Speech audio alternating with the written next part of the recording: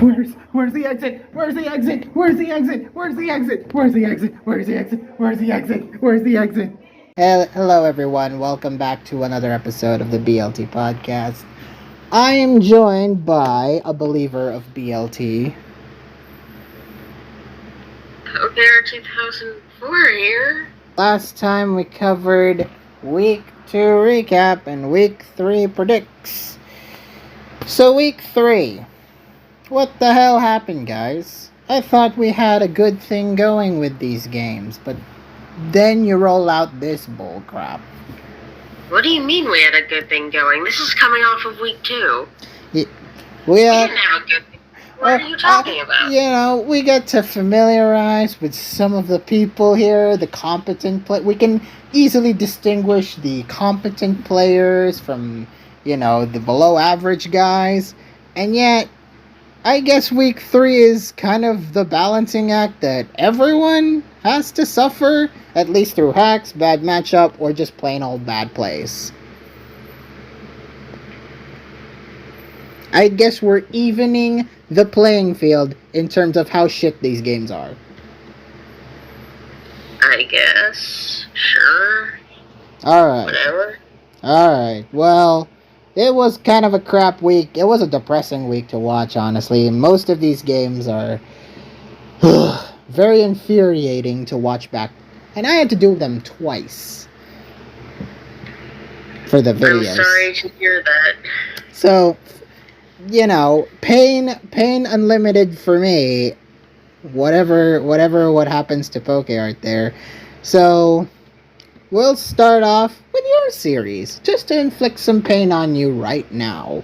We'll start off with your series. I was going into this week thinking, surely the OU core looks dangerous. I get it, but I think they'll do well in the lower tiers enough just to succeed. I blame you. Boy, was I fucking wrong. Pillsbury Fido boys lost 4-8 to the Jubilife Jirachis. You're lucky that we had 4 goats being goated this week. Because you jinxed everyone else. Everyone else has to suffer, basically. Alright? We're evening the playing field, as I said. So, alright. First up, we have Ubers. The first unlucky game between D-Wagon losing to JB291. And apologies in advance because I didn't really have much things to note.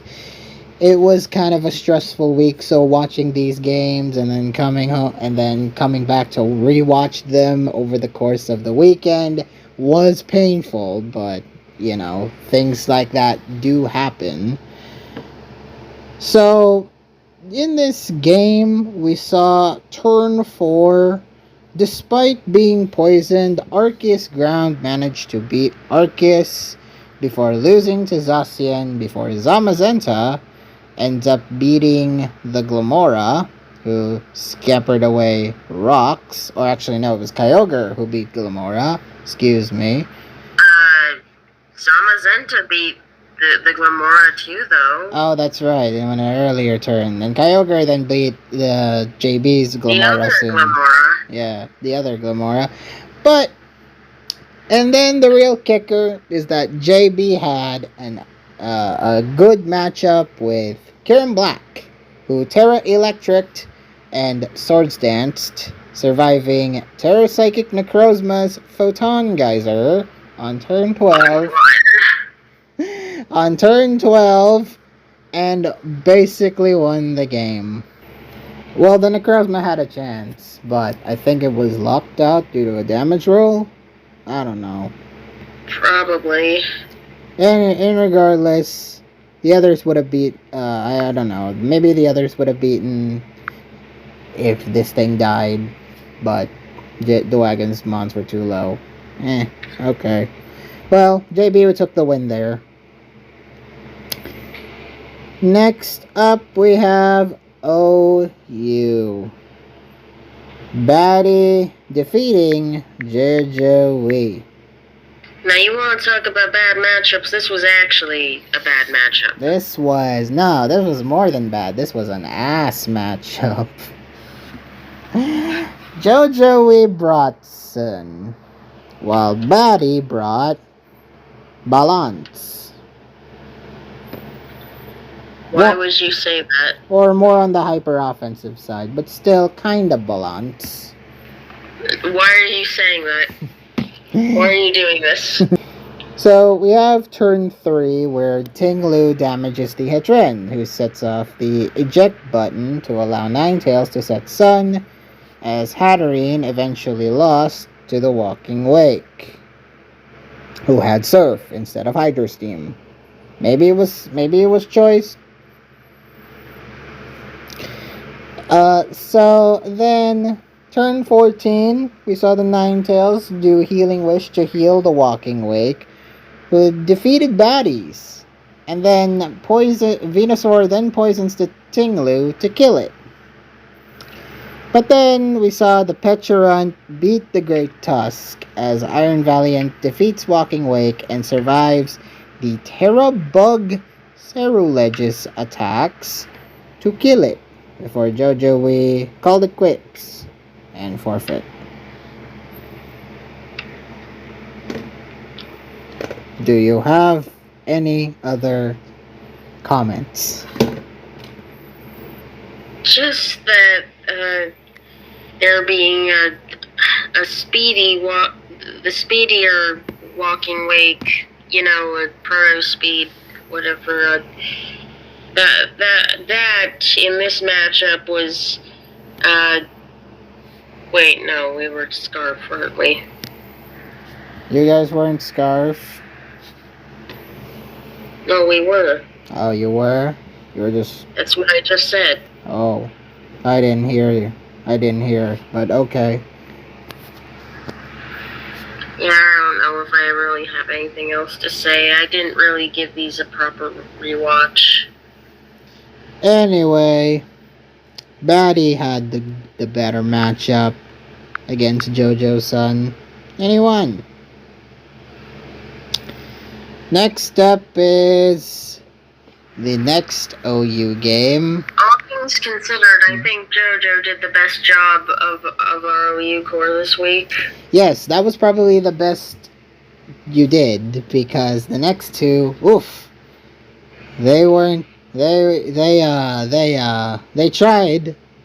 That's all we can really say. They tried. The next OU game, we see Soul King 0 versus No Name. This is like pitting the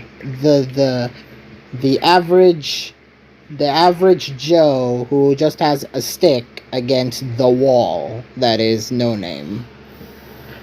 I thought you were about to reference the Welsh wall. He's not Welsh though. I don't think he's Welsh.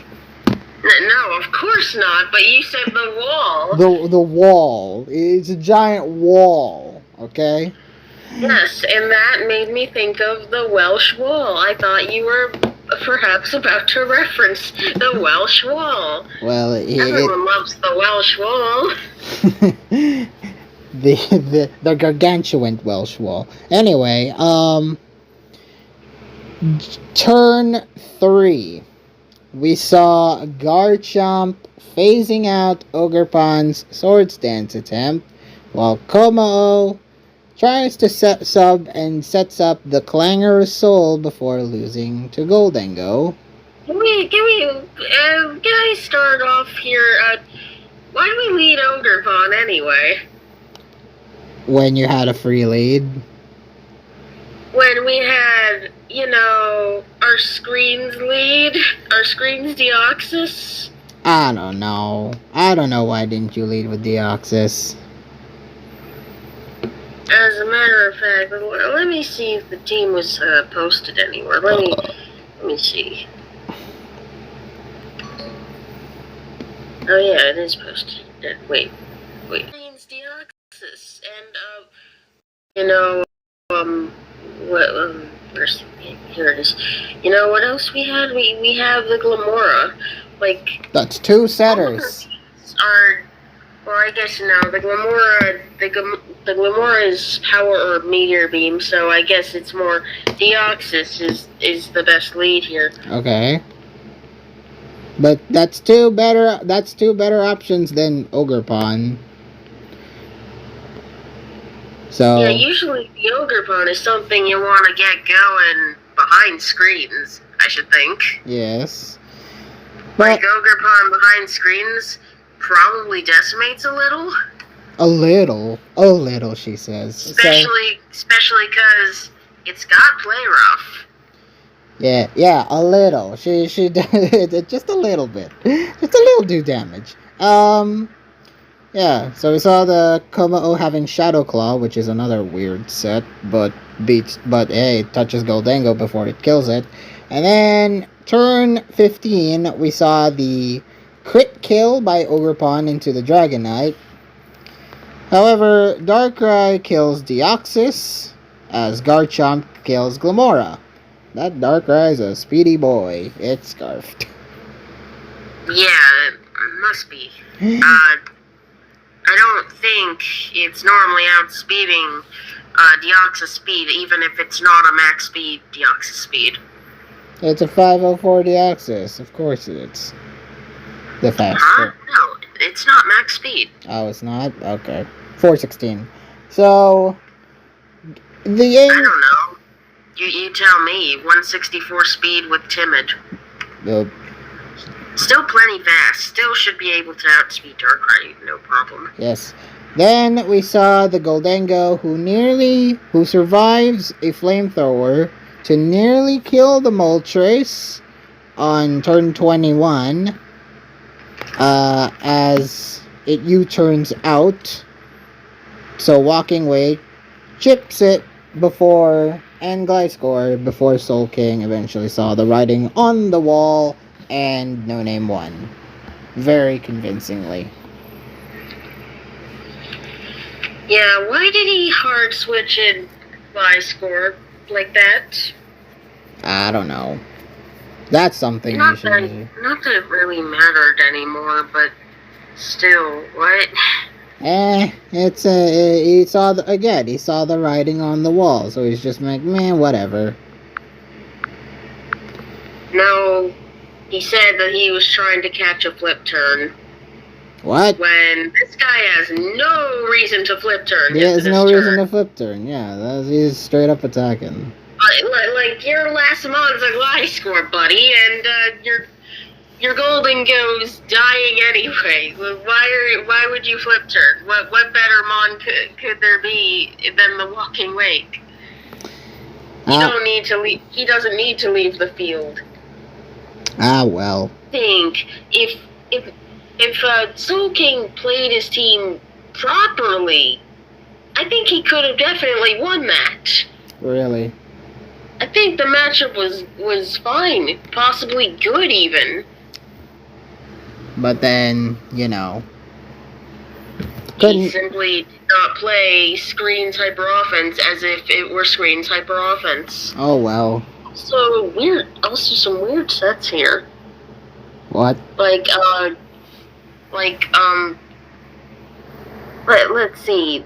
The Goldango isn't running Shadow Ball, that's probably the thing I found most interesting, because, I don't know, you can't this Goldango cannot hit opposing Goldango. Nice. Only make it rain, no Shadow Ball included. Yeah, it's Nasty Plot, Psyshock, Make It Rain, Focus Blast. Wow. That's a terrible set. No, not even Recover. Oh well. Well, you don't really need Recover when it's Screen's Hyper Offense that,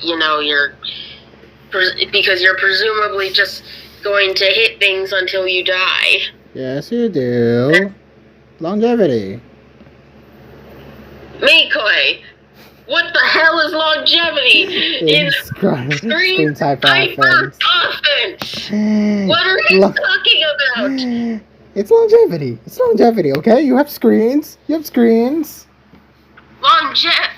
screens is so you survive to kill things. And then when you die, you die. That's it. You go on to the next sweeper. That's how this works. Clearly, PokeArt is the master of hyper offense. No, I'm not. Yes, you are. Alright, next up we No, have... I'm not. Next up we have the other... You want an offense merchant? Go talk to El Cap. Next up, we have the other OU game where we saw Chicos beat Halaman. This one was a slow motion kill. See, you have your hyper offense, you have your balance, and then you got your slow-mo. The trifecta of OU, ladies and gentlemen. Jirachi is putting on... What's the difference between the first and last? Huh? What's the difference between the first and last? Balance versus... Slow-mo? Slow-mo, yeah. Yeah. What's the difference here? Oh, shut up. They have basically... That one... Well, the JoJo game was a bit faster, okay? Alright. First observation on turn 10. We saw the Great Tusk removing hazards, dying to Corviknight's Rocky Helmet, to give Halaman a free turn to have Slowking in, as Primarina. I interpret it as a turn to prevent Corviknight from using defog. Probably, that's probably more accurate. As Primarina then... Well, I really wish, in hindsight, we had kept that Tusk alive, because, like, come on, he was both our rocker and our spinner, and, like, he just rocks on us. We can't remove it. We can no longer set rocks once they're defogged. Like, I wish we hadn't lost our Tusk as early as that. And this is why you should never put Stealth Rock and Rapid Spin on the same mon. Just an advice. Anyway, so we have Primarina subbing to prevent Slowbro Galar's Thunder Wave attempt on turn 21, which was solid. Which was a solid play there. Then we saw... It missed anyway. Yes, it did. Primarina Terra Steel then, killing Ogerpon after it survived its IV cudgels. What I don't get is, why did Halaman immediately Draining Kiss after the sub was up? You're supposed to start Calm Minding! You gotta Calm Mind more! Yeah. He should have Calm Minded more to at least get him a little bit more safe to play against things like... And then again at turn 23, maybe. Like, you could have Calm-minded there as well. Yeah, I just think he wants the damage. I think one was enough. Honestly, you really should have Calm-minded at turn 22. That was, like, perfect opportunity there. Like, why would you not go for it? Question your team later. So, we have turn 55.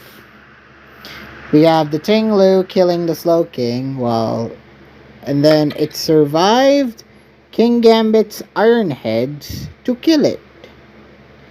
To kill the thing. And then the end game, we saw Enamorous Healing Wish to heal off Primarina, in which Kyurem Terra Iced with Earth Power to kill the Primarina and win Chico's the game, because Kyurem was just doing that much more solid damage to Primarina. It's gotta be a Specs Kyurem. It is most definitely a Specs Kyurem. So, Chico's won. Impressive. Nearly a 6-0. So there you go. That's the strength of the OU core in a nutshell by Mr. OU Team. I will never keep calling you that because it's freaking true. Anyway, next up was Yu. What was supposed to be One Last Kiss versus Itoshi Flower turned into Hats versus Itoshi Flower. And wouldn't you know it, your guy won. No, he didn't. That's right. Yeah, what? Your guy lost. What happened? You're supposed to be the one who tells people what happens. I'll tell you what happened. So, turn 8, we saw the Slow King dodge the Icicle Crash, allowing him to chilly reception, as Keldeo managed to set up its boost, while Mammoth... As if Slowking dodging an Icicle Crash, as if Slowking getting hit by the Icicle Crash would have not allowed it to chilling reception. It was gonna chilling reception anyway, unless it flinched. So... Well, no, it switched in on the Icicle Crash, and then the Mamoswine went out. It wasn't going to flinch.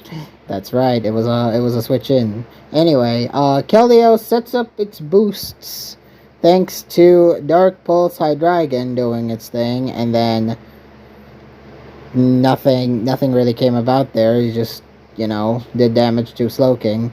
Mamoswine did manage to kill the Hydreigon on turn 18. Wait, I have the team hats used. Let's look. So, turn 26, we saw the Thunderous killing the Jirachi, as Mandibuzz then poisoned the Slowking, stealing before it got critted by Thunderous's Thunderbolt and Miss Toxic on turn 29. Your luck knows no bounds.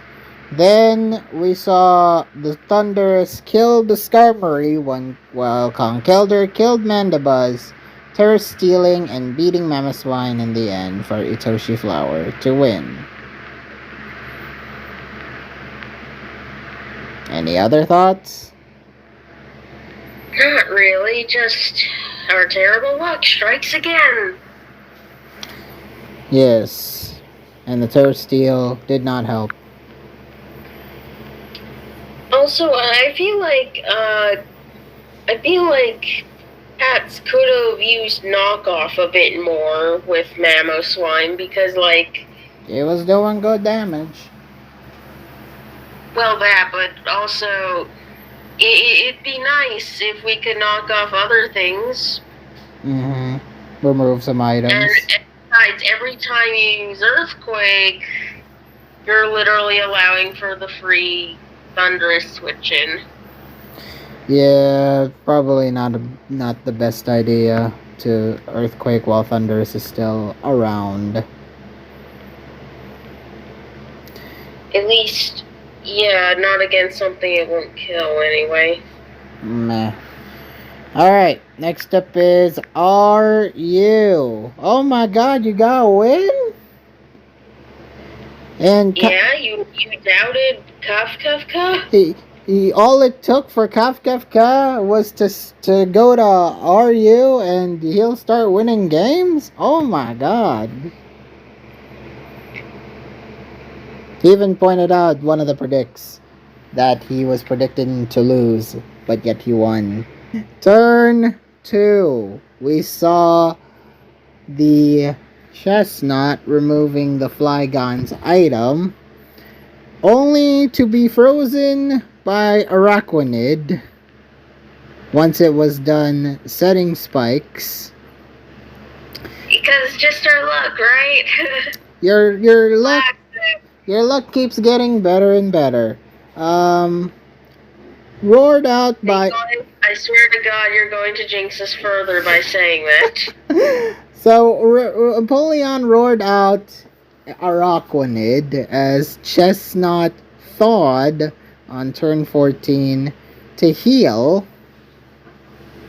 with synthesis. Turn 23, we saw Gengar killing the Araquanid, while Crocodile Terra Poisoned to defeat the Gengar before dying to Braviary Hisui, as Chestnut ended up killing the Bisharp.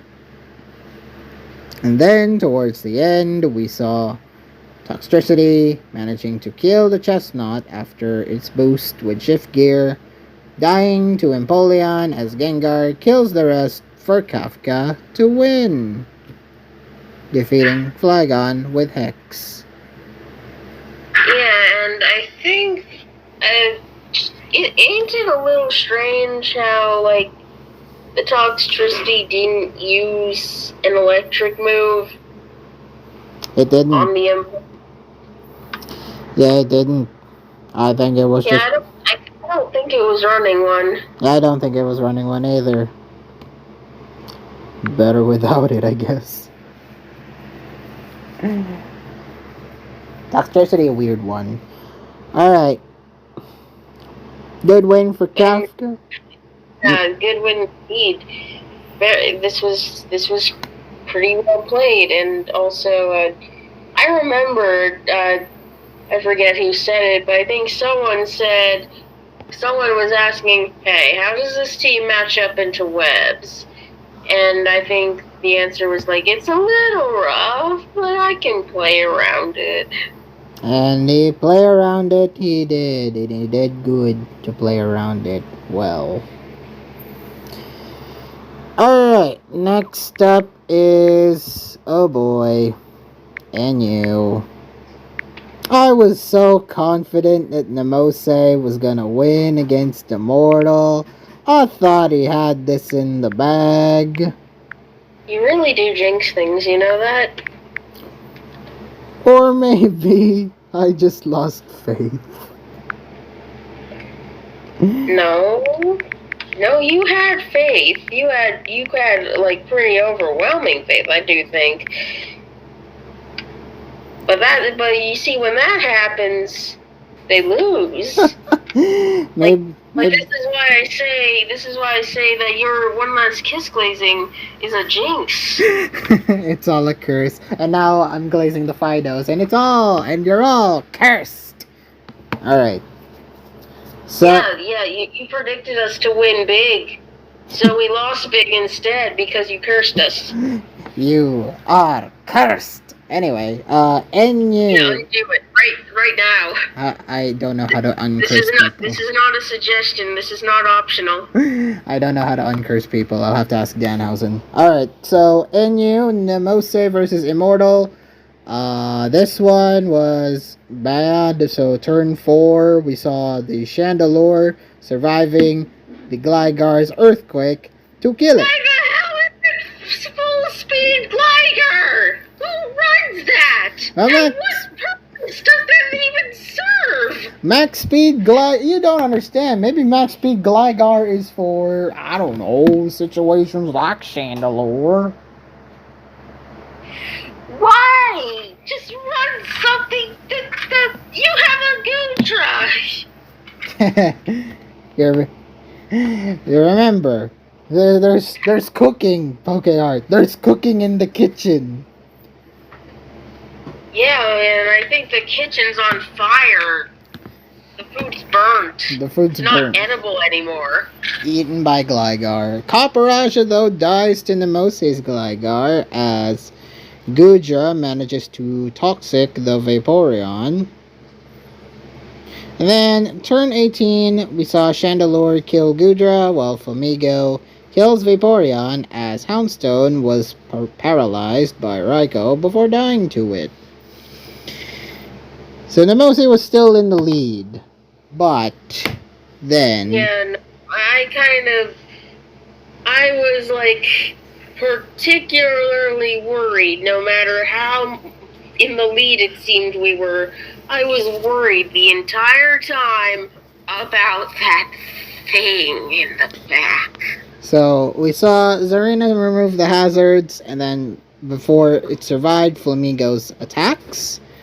which was cool. But then the thing called Articuno Galar happened and managed to set up Calm Mind, manages to kill Zarina, and then Oh, also, we really shouldn't have let the Vaporeon die, and I think we might. It's possible we need to keep Raikou, although then again, it's possible that wouldn't have made a difference. But I think more than anything, we probably needed to keep Vaporeon alive and healthy and not toxic. did your vape had haze? Yes. That's unfortunate. That's a real shame. So yeah, despite being tricked by Klefki to gain Lagging Tail, Articuno still manages to sweep the rest for Immortal to win. Yeah, because it's running Terra Fairy for some weird reason. I guess it's to prevent dark types, you know? It's just to survive knockoff. You don't. But no. That's not meta at all. It's new meta. You either run Terra Crown or Terra Steel. Yes, you do. Not this Terra Fairy bullshit. So weird team overall, but still managed to get the dub. PU. I was scared from what your week went, that I thought Lenny was gonna be suffering the same fate. But no. Why would you be scared about that? He's Lenny. Yeah. No, the real fear was Lenny not playing because we had already lost. T-Len it though, man. He seemed to be considering that. He's like, hey, so does anyone else want to play PU? I see we're already like 0-7. Yes, because you were legitimately 0-7 going into it. So and we're like, no, you're still playing. We need we need damage control, and you're goated. You can do damage control. So Lenny, reliably. Fortunately, the damage control was effective, and Lenny managed to beat me empty. So turn 2, we saw the Amoonguss poison the Snorlax, killing it as Delphox Terradarked, subbed, and calm-minded, and managed to defeat Lantern on turn 22. It took a while, but it managed to kill it. And then... Yeah, but, just our luck, right? Because the game would be over a lot faster if not for the Volt Switch crit. Yeah, that Volt Switch crit was pain, but he still managed to recover nicely and didn't get tilted there. Yeah, because that's just our goat. That's the goat in action. Lenny never gets tilted. And then I say that, and then he... I say... I'm going to kill you. Turn 24. We saw Delphox managing to beat Tauros and Amoonguss, as Mesprit then Terraferied to set up the nasty plot, tricking Scarf with Mudstale to kill it, sweeping until it was seated by Wochien until Miempty forfeited. Lenny won, because he was left with Mesprit, and all he can do was just run out of Draining Kiss. Well, that, or Draining Kiss just isn't enough, and, Wochien is a tank. Yeah. Oh yeah, wait, you're right, he was almost out of Draining Kiss. I didn't even realize that. Yeah, there was only 2 left before he forfeited. But that would have made a difference. I think Lenny's just gonna kill it even after Wochien died. It would not have made a difference. You're right, because once it ran out of Draining Kiss... Struggle. Well, yeah, it struggles. It can't kill Cramorant, so... Struggle. Alright, next is LC. Oh boy. The Marvelous, managing to beat Wesh Papillon in an upset that genuinely made you upset. I think it made a lot of people upset. I think it made Pap upset too. Everyone got upset. For very good reasons. So, yes, it was upsetting. Turn 2, we saw Vullaby killing the Mean Foo before dying to Mudbray, as Gothita manages to trick Fungus's items on turn 9 to kill it. And then turn 12, we saw the Mean Foo kills the Gothita with a knockoff, as Toadschool kills the Mudbray, as Stunky kills the Chinchou. And then towards the end, we saw Gothita tricking the Stunky, dying to it as Mean Foo swords danced it to beat it while it died to Aftermath, leaving Zidarky with just a lowly Shellos and won the game. That lowly Shellos was the Bane in Pap's matchup. Oh, right here, Batman. Right here is the Shellos. What? You said Bane. Okay. I don't get it. You don't know. You don't know comic books. Anyway, No, not really. Not beyond the iconic ones that everyone knows. So, the Marvelous One manages to beat Pap. It was pretty upsetting, but still, congrats has to be had. Next is Monotype. And hey, WinCon manages to be a WinCon, defeating Great Master Uta, or Ringmaster Uta. Why'd you call him Great Master Uta? Great Master, Grandmaster, Ringmaster. Okay, yeah. So it was water versus steel. Can't imagine how this will end up. Steel would win. It's a little funny. WinCon was like, thank God he left his Archaludon, and what was the other thing he said? Hold on. Thank God he left his Archaludon in the garbage truck.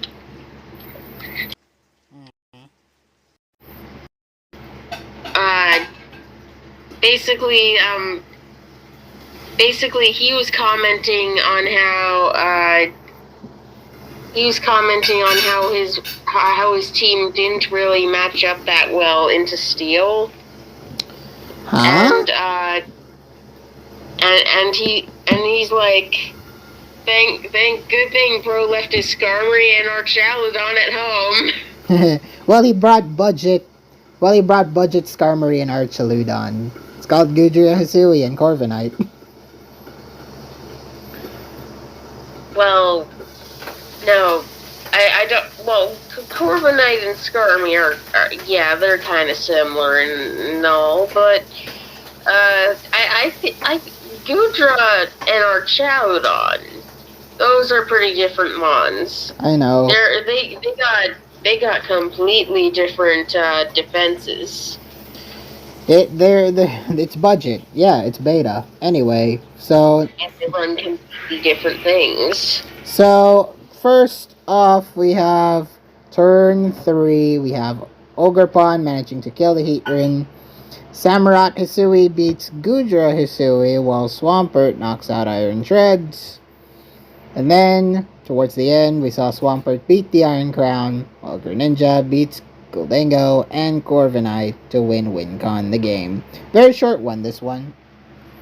Wow, you described that very quickly. There's nothing really much to happen. Nothing. 17 turns of just WinCon winning.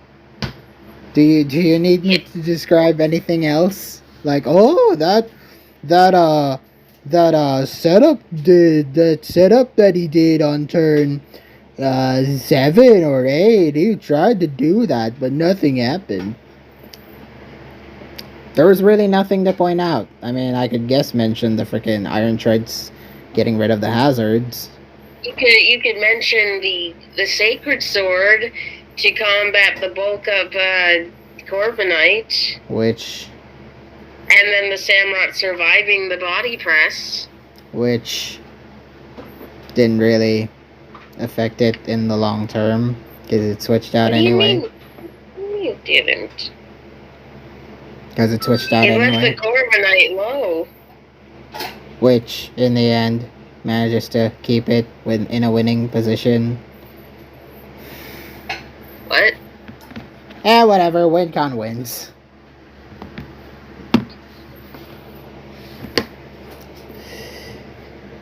Just be happy that your goat still goats, okay? Yeah, he goats all over the place, I guess. Next up, we have Doubles OU. Just Franco losing to Icy Penguin 2. Oh, this one was rough. Yeah. Yeah, this one was a rough game for Frankie. So, turn 2, we saw Ogerpon low kicking Roaring Moon to death while Amoonguss poisons the Icy's Ogerpon, killing the Sludge Bomb. Killing it with Sludge Bomb. Then, turn 6, we saw the Chin Pao Terra Ghost, while Ogerpon survives its Sucker Punch to kill it, while Iron Hands beats Moltres Galar, taking itself out. And by the end, it was all left to Goldengo to defeat Goldengo, and then Ogerpon crit Okoing the Landorus under Tailwind, outspeeding it. Icy Penguin wins in 5-0 fashion. Any other thoughts?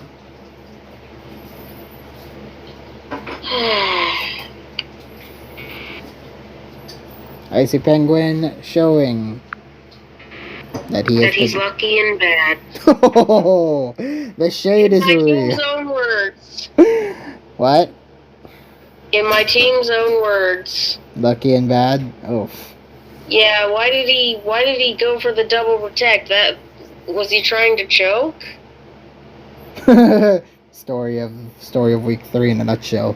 So that's a pretty that could be very bad if you don't get that double protect, but he got it. He got it. Low and low, he got it. Lucky. Of course. Lucky and bad. So yeah, that was that. Next up we have National Dex. And I don't even need to mention the low kick crit.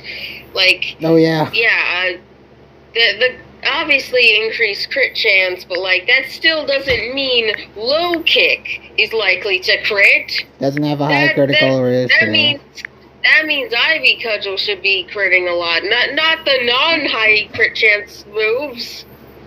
And yet the 9 high crit chance moves did crit. So no defense there. It was just luck. Anyway, last up in your set, we have National Dex. At least you get to go away with the win. At least for week 3.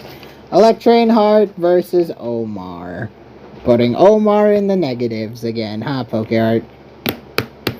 Yeah. I mean, we're just returning him to where he once was. Mean. We want Omar to have a good season, and yet here he is, 1-2 already.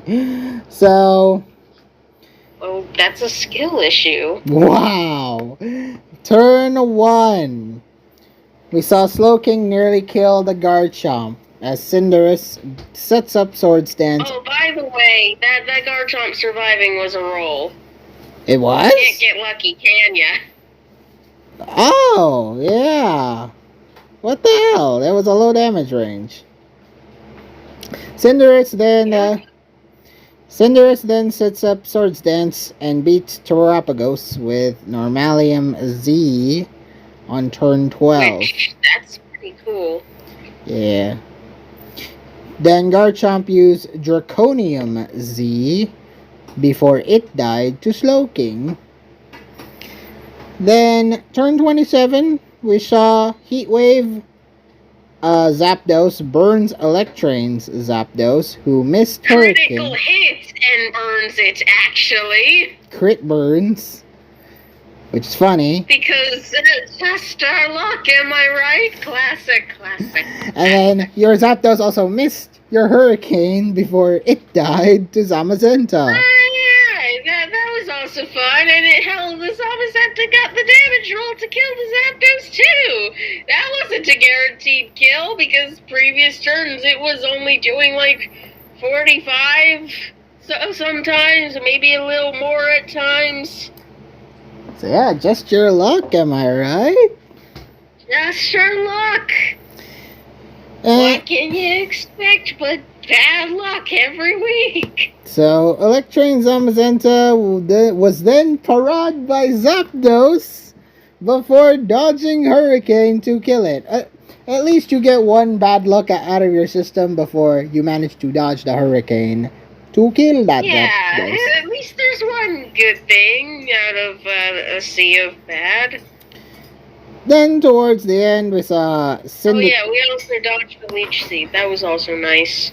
Then we saw not only that, Cinderace managing to beat Ferrothorn on a hard switch on turn 40 before, because Electric Bird is just skillful. And then it died to Zamazenta. Slowking managed though to beat the Zamazenta, leaving Omar with the Toxapex. Electrane Heart winning. Yep. Yay, Electrane. Next series we have the Malignant Chained tying the Sand Castle.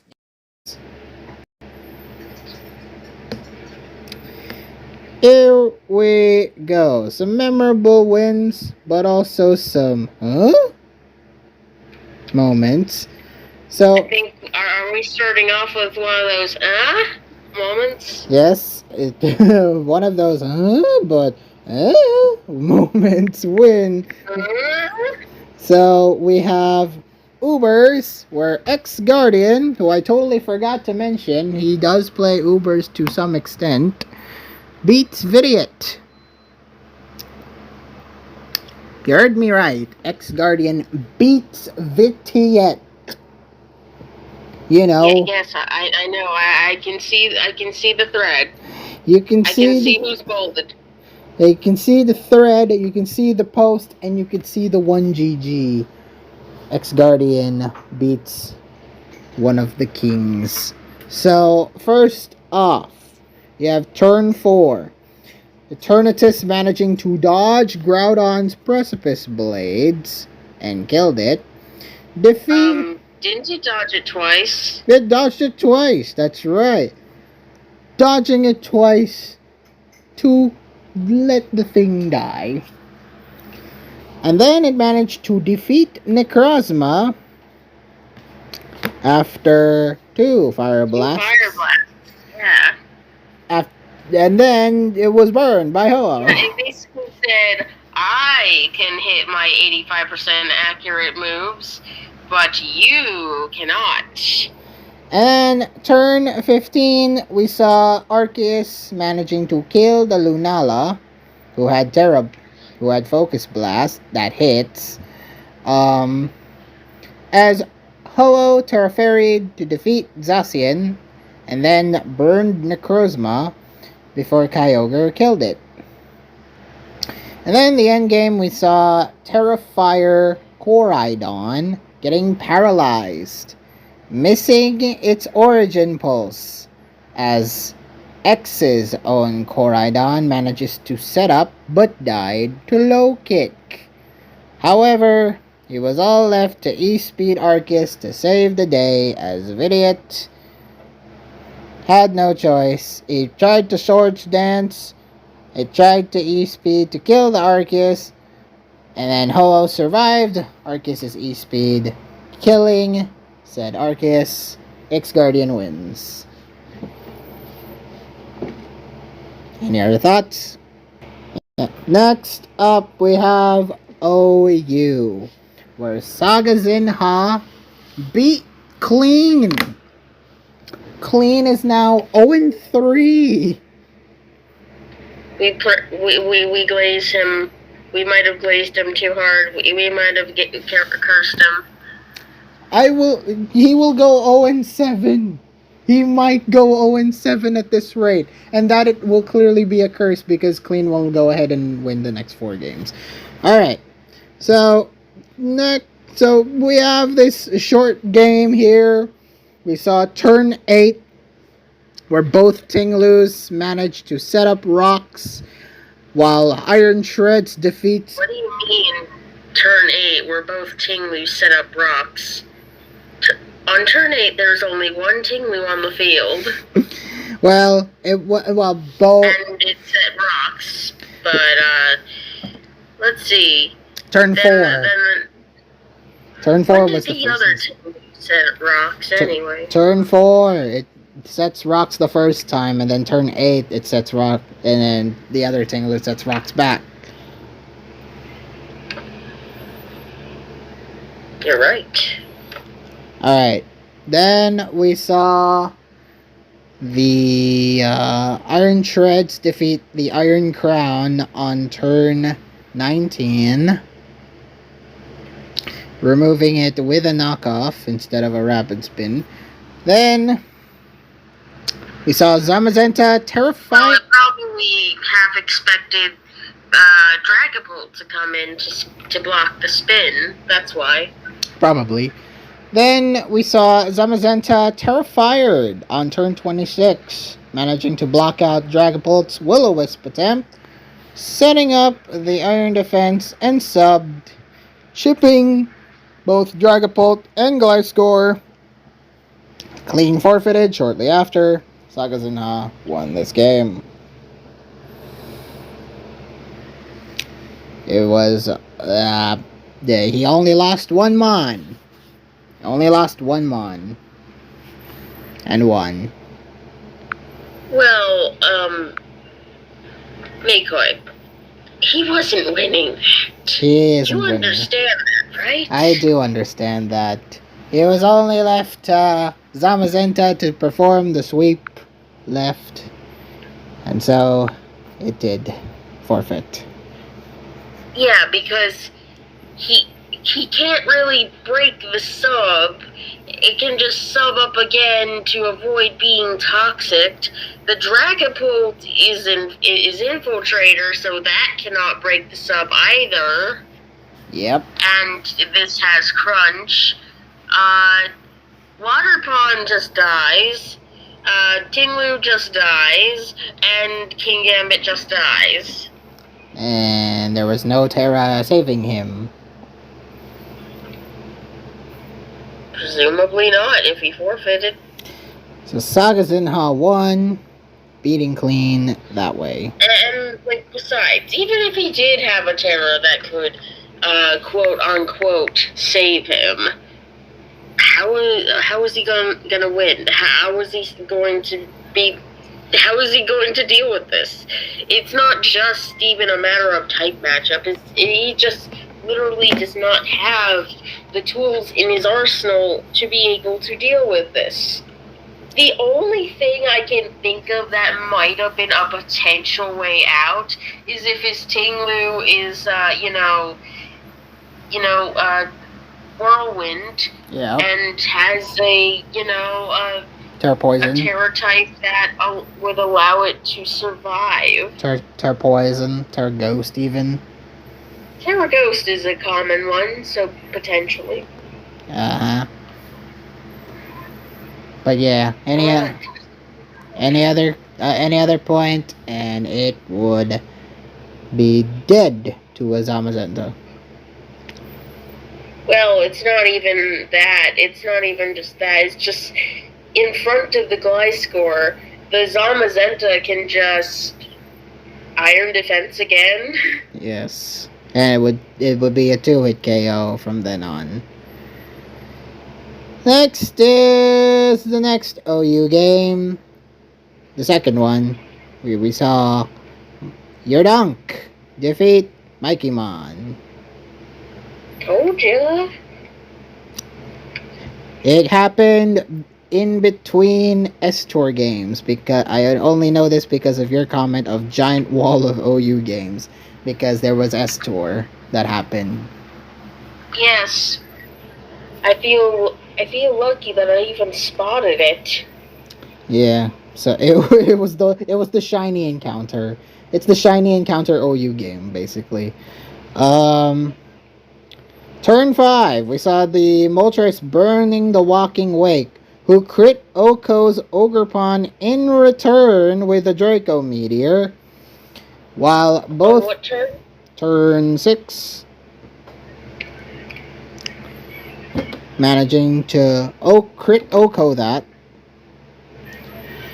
Then we saw the Great Tusk managing to remove hazards as Garganacle Terra Fairies, or Gargnacle, as I wrote down in my notes.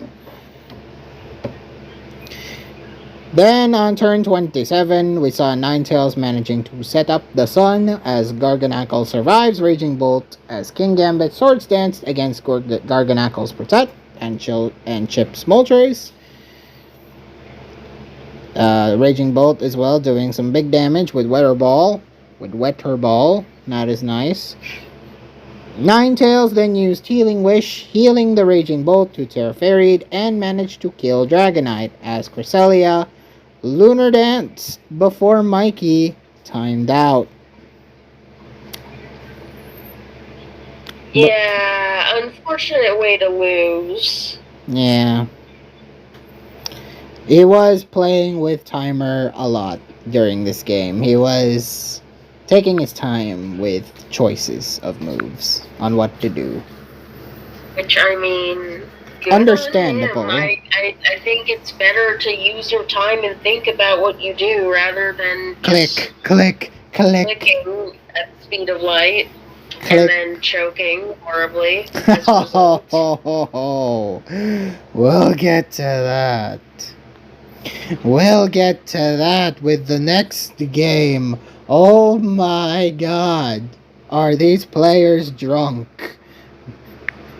The third OU game. Pixel Bob losing to Groza. Yeah, that was exactly why I mentioned clicking at the speed of light and choking us. Rolling around. I didn't even necessarily know that was next, but I knew it might be next. Clicking around at the speed of sound. It didn't work. So this hilarious choke first comes with turn 14, where we saw Pecharunt poison the Garchomp, dying to it, as Walking Wake killed Darkrai on turn 24, managing to die to its Surf. Then on turn 30, we saw the King Gambit killing the Ogerpon before dying to Pecharunt, who Terra Darked as Groza's poisoned Walking Wake, while Iron Valiant killed Gliscor before dying to poison. And then we come to the big finale, the big hoo-ha that ended all hoo-has. Waste all its soft-boileds. No, it wasted all of Rose's Malignant Chains, and then the Pecharunt could no longer hit it. Yeah, the Pecharunt could no longer hit it. So that was good. But then this man decides, after all that, he decides to not switch. Well, maybe you could make the argument that maybe if he had switched, like, it would crit Walking Wake at some point, but like, he's won at that point, so you'd still want your Blissey to be safe. so that you Hell, can he win. even got lucky. He even got lucky because 3 malignant chains hit that Blissey and it didn't get poisoned from them. It was only, no, 4 actually. It got hit by 4 malignant chains without getting poisoned. It was only on the final malignant chain that it got poisoned. So now all it has is Shadow Ball. And Shadow Ball cannot hit Blissey, meaning all Pixel Bob has to do to win is switch out Blissey to cure the poison. Yup. And then just stall it out. Guaranteed, there's no way he loses. That was unlosable for Pixel Bob. But he decides to not. He decides, oh, the poison is getting too much. What do I do? What do I do, Pokeheart? What do I do? He just kind of stays in and calm minds. Yeah. And he a bunch, and the poison damage just keeps stacking, and I don't freaking know. You know, I could switch, but what if he crits? What if I lose my walking wake? I don't know why. I don't think he knew. He didn't know. He didn't. As he said, he was clicking too fast and did this stupid shit. It was bad. It was so bad that, I lost it at that point. Like, oh my god, I can't believe this tour is going the way that it is. So yeah. I rage quitted as a spectator. I think everyone just kind of rage quitted it in general. It would be more infuriating if you're at Castlevania. Or oh yeah, I imagine this must have been particularly infuriating for the Malignant Chain because they tied the week. Yeah, they tied the week. One of their games, this one, was a guaranteed win if he didn't do that. He would have won and got Malignant chained up to a good position in the rankings. And yet... I don't know about that necessarily. I haven't really looked at the But at least it would but... secure him the W. Well, I don't know. Maybe he would have secured, he would have won. He would have extended his record. Like individual record. And, team record. He would have won. Quitting because now the loud music is not only still there, but people are speaking into microphones. Oh my god, it's the crowd of the centuries. Someone, that celebrity must have joined your school and it's like, I'm here. No. I'm here. Alright, anyway. No, they're just having some stupid celebration, I don't even know. They just announced it and I didn't know what the hell they were talking about. Anyway, next up is UU. Where Blittius, still perfect in UU victories, manages to... Right. What? No, I was just pointing out you're right, because, it really doesn't feel like he would... It really doesn't feel like he's 3-0, but he is, isn't he? It really does, it's just UU, man. It's just UU carrying him hard, dude. Come on. Yeah. So he won this time with Stall. No, he beat Stall. He's breakneck Blittius. Yeah. He breaks necks. He breaks necks for a living, apparently. So... Aren't these more balanced-ish teams? Or bulky offense, even? The bulky offense... Yeah, this is bulky offense versus bulky offense. So, turn... Well, I think Blittius's is more bulky offense, with Kimmer's is being more balanced, in my opinion. Okay. Turn 2. You saw Thunderous taunting the Clodsire, who set spikes before dying to Gastrodon on turn 17. Then, turn 18, we saw Hydreigon, Terrasteeled, and subbed, was encored by Tinkaton before killing it. As Sinistra defeats... You're neglecting to mention something crucial. What? The fact that the Tinkaton lived on 1. Ah, yes. Turned 1. Yes, it lived a thingamajig, a flash cannon from Hydreigon to manage... This allowed it to break the sub. To break Hydreigon's sub. Very nice. Not so nice for Kimmer. Sinistra then defeats Skeletor on turn 28. I need to stop. Turn 31. We saw the Low Kicks defeat Slowking before dying to Zapdos Galar, who nearly kills Terra Poison Sinistra before losing to it.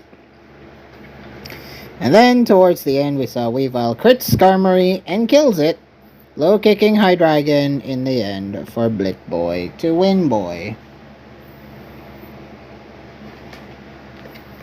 Any other thoughts?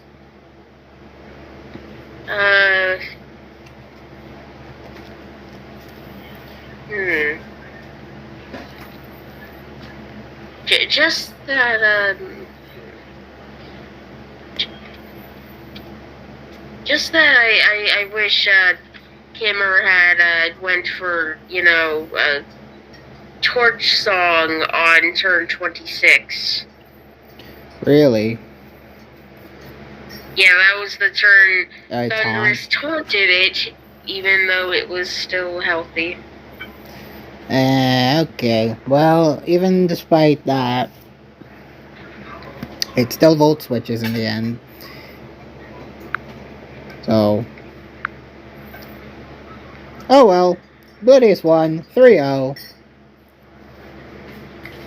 Next up The music is... feels louder. Are you able to hear it, or... No. Thankfully, no. I think your room is kind of doing its trick, or you're just too far away from the window.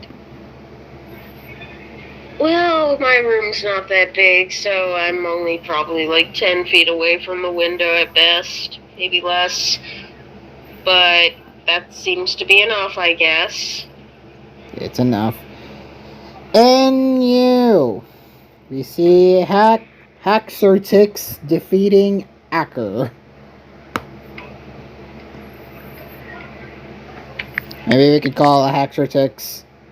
Maybe we could call Haxortix at 1 week when he wins lucky.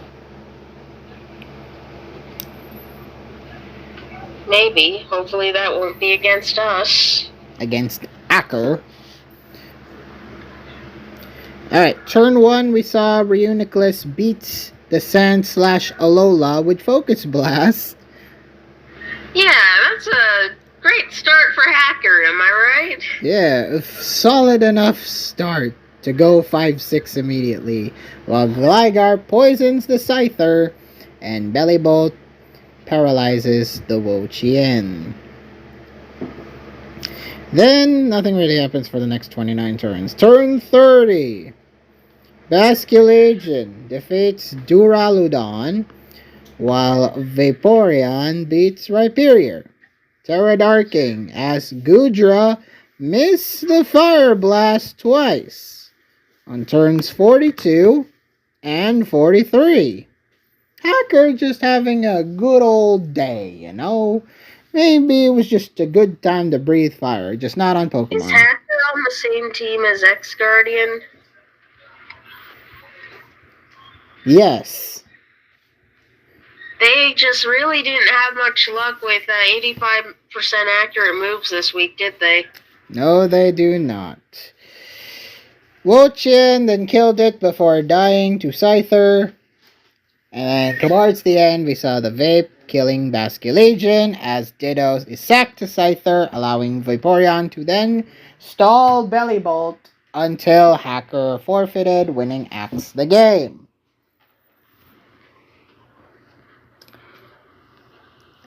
Any other thoughts? Not really. It's a good win for Actrotix in general, even though it was kind of lucky. That turn 1, though, was very solid. I don't know how many Reuniclus run focus miss, but this one it hit, and it OHKO'd it. Then we come to PU. We saw Terracotta lose to Memphis Depay. Off we have on turn 5, Milotic's competitive boosted its special attack, killing Slowbro Galar as Ambipom Terra Dark, while Milotic came back to burn Hoopa, letting it die to burn on turn 14. Then, on turn 23, after removing hazards, Sandslash Alola died to Mudbray, who died to Braviary Hisui, as Milotic burned Decidueye, hazing away the boosts before burning Grimmsnarl on turn 36. Because that thing was burning everything. It was burning everything. Memphis Depay. The Grimmsnarl in particular is not something you want burned. Not when you're running 2 physical moves. So, after that, Terra just said, come on, whatever, GG. It was a lost game at that point. Ambipom then kills the Braviary Hisui before dying immediately to the Terra Poison Rhydon. Terra timed out soon after. He won the game. Well, I mean, let's actually go through this a little more. Like, let's see. The Grimmsnarl got burned. The Decidueye got burned. The Hoopa was burned, but like the Decidueye and Grimmsnarl are the major ones. Yeah, especially the Grimmsnarl, because that was the only real, that was the only other offensive thing he had left apart from Ambipom, which would not be able to close this out. Yep. But also the fact that triple arrows and stuff was actively, or no, actually Terra was getting a few like secondary effects from his moves that don't activate much. Like he got the 10% chance of lowering attack when he used Flame Rough on the Milotic. Like, that's kind of one of those times you don't want that to happen. Yep. Competitive. Because competitive was a big old bitch. So yeah, a bit of an unlucky game. Memphis had his game going so smoothly with some luck. And he will keep continuing to win. LC. Wait, did you say he'll keep continuing to win? Foreshadowing, Pokeart.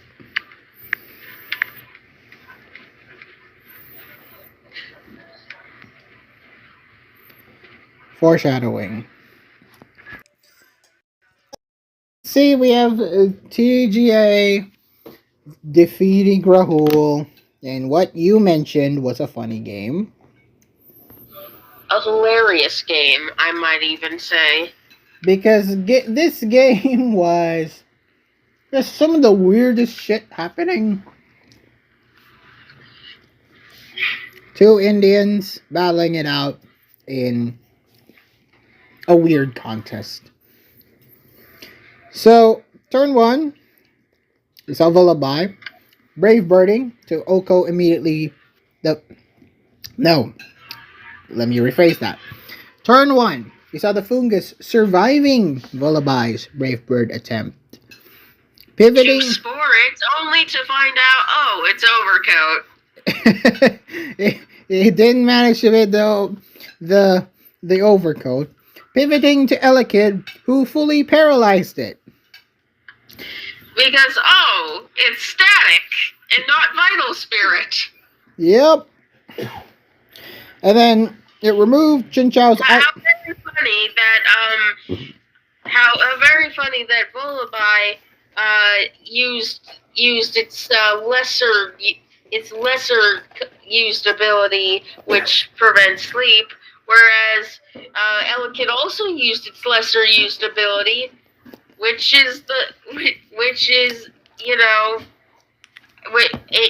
it works. in faith. Yeah. Basically, what you're saying is. Please stop. Yeah. Basically, what you're saying is their lesser known abilities between Elekid and Volibear, they activated on very hilarious circumstances. That's not what I'm saying, actually. What? I'm saying how it's funny that Volibear is using its lesser known ability, which it favors the ability that prevents sleep, whereas Elekid's more common ability also prevents sleep, but it's using its lesser known ability, which isn't that.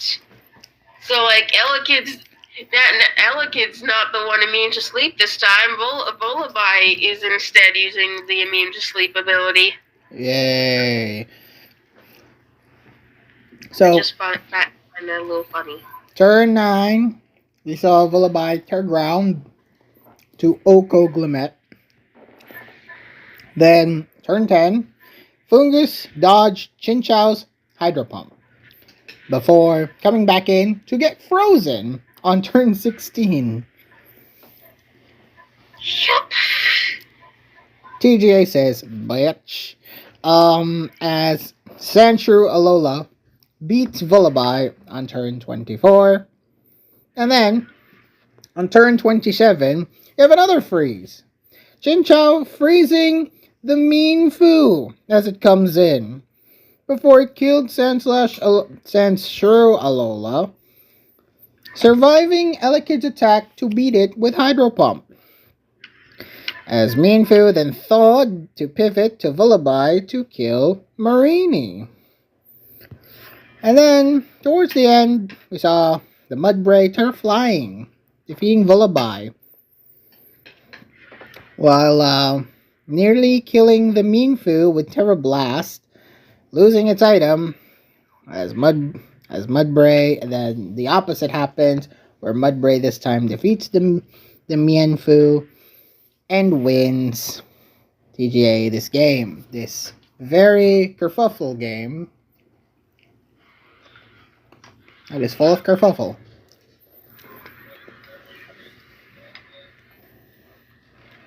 Any other thoughts? Not really. Just wait. Actually, yeah. Was Rahul using a? Was Rahul using a Scarf Mudbray? Oh yeah, maybe. Yeah, because it was outspeeding the Volibear and later outsped the Mean Foo. Right, it was Scarf. It knocked off the Scarf on turn 37, we saw. After Mean Foo just barely survived the Flying Terra Blast. Yep. So it is a fast Mudbray. Well, yeah, it's Scarf. It's confirmed Scarf. It's a fast one. Alright. Next up is Monotype, where we saw Tare beat Thanos.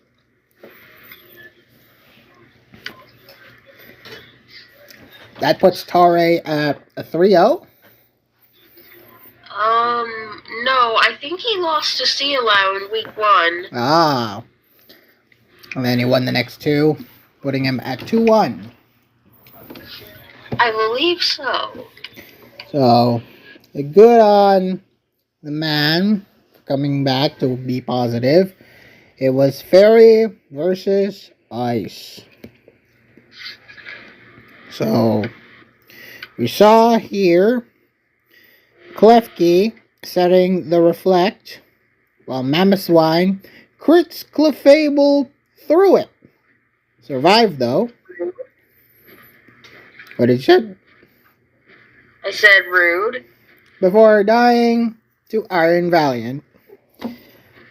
And then, turn 9, we saw the Ninetales Alola, Aurora Veiled, before dying, before Fluttermane crit kills Kyurem through the screens. Deserved. Before eventually dying to Avalug's Mirror Coat. Which is interesting, I guess. Although maybe it's not interesting. I don't play Monotype. Oh, I Avalug believe is tanky. Monotype is the one thing I put in my tier lock, actually. Like, no, I am not playing Monotype. Which tells me that PokeArt will go 7-0 in a Monotype season soon. I'm not even allowed to play Monotype in this tour because that's the what I put down as tiers not played. Tiers not playing. Not played, not playing, never playing, ever. We're putting you in Monotype next year. Alright, next, Not if I tier lock can help it. Right. So that's it, basically. Azumarill kills the Weavile and survives Cloyster's attacks to beat it. Don't know why. Cloyster... actually, no, I do know why. The priority could have killed it. Could have killed Azumarill. But no. Cloyster dies. Azumarill wins. Tari wins. Yay. Yeah. Yay, Tari. Next is doubles. Oh, this game. Lugia JP defeats Akaru Kokuyo. I think this is the second time Lugia JP has... Wait, did he win last week? No. Oh. He got hacked to death last week, remember? Oh, that's right. He lost last week due to the unfortunate thing. But he proved his worth here in doubles. So, Is it me or a lot of people using Roaring Moon lately? it's gonna become a VGC staple. This isn't legal in Champions, Mikoi. Yeah, for good reason, thank God. So, turn 2, we saw the acrimonious Roaring Moon managing to knock off Landorus's item while Goldango killed it. And Roaring Moon. Yeah, that was a double kill right there. Well, Ogerpon beat Roaring Moon as Goldango sashed Chien Pao. Then we saw turn 7, Incineroar, Roaring, DNC. As Ogerpon Terrified to kill Okidogi and Incineroar killed Among Us. Then, towards the end, we saw the Goldango Oko DNC as the Icy Wind helped Lugia in the long run, managing to Oko the Ogerpon with Ivy Cudgel, leaving only Goldango to die because it's weak to fire, winning for Lugia JP. Yeah. Am I right? Lugia wins with Icy Wind tactics. I mean, it was a good game and all. It was a good game. Full credit, of course, to both teams, but Lugia managing to Loogie Loogie, formerly known as Loogie Loogie, but winning. And then we come to National Dex. The first game that was played in the week. And what a game it was! Oh, Lord. What a game it was. Mr. Genuine From... question, did anything happen in this game that is worth talking about? Because, like, usually I know you usually note down when Pokemon die. I do note down. You have notes for this game? So, I do have notes for this game. And certainly not going to be about Pokemon dying, that's for sure. Mr. Fraud versus Spy OP. A true 6v6 stall battle. 6v6 to eternity. Turn 19, even El Cap was disappointed, which is hilarious. So, turn 19, we saw Pecharunt poison the Tinglu. Turn 28, we saw Gliscor knocking off items from both Alomomola and Weezing. You know, it tried. Then turn 64. How do you knock off two items in the same turn? Yeah, I know, right? The mind boggles. Turn 64, we saw Tornadus trying to set up the nasty plot. So it was trying to at least do a little bit of progress, but we saw the Toxapex poisoned it before it knocked off Blissy's boots. And then we come to turn 175. Yes, nothing happened for the next 117 turns, or 111 turns. Look at the teams. Is it any surprise that nothing happened? They keep switching and switching and switching until finally some progress was made where Blissey skill swaps with Tornadus. Yeah, Bro should have...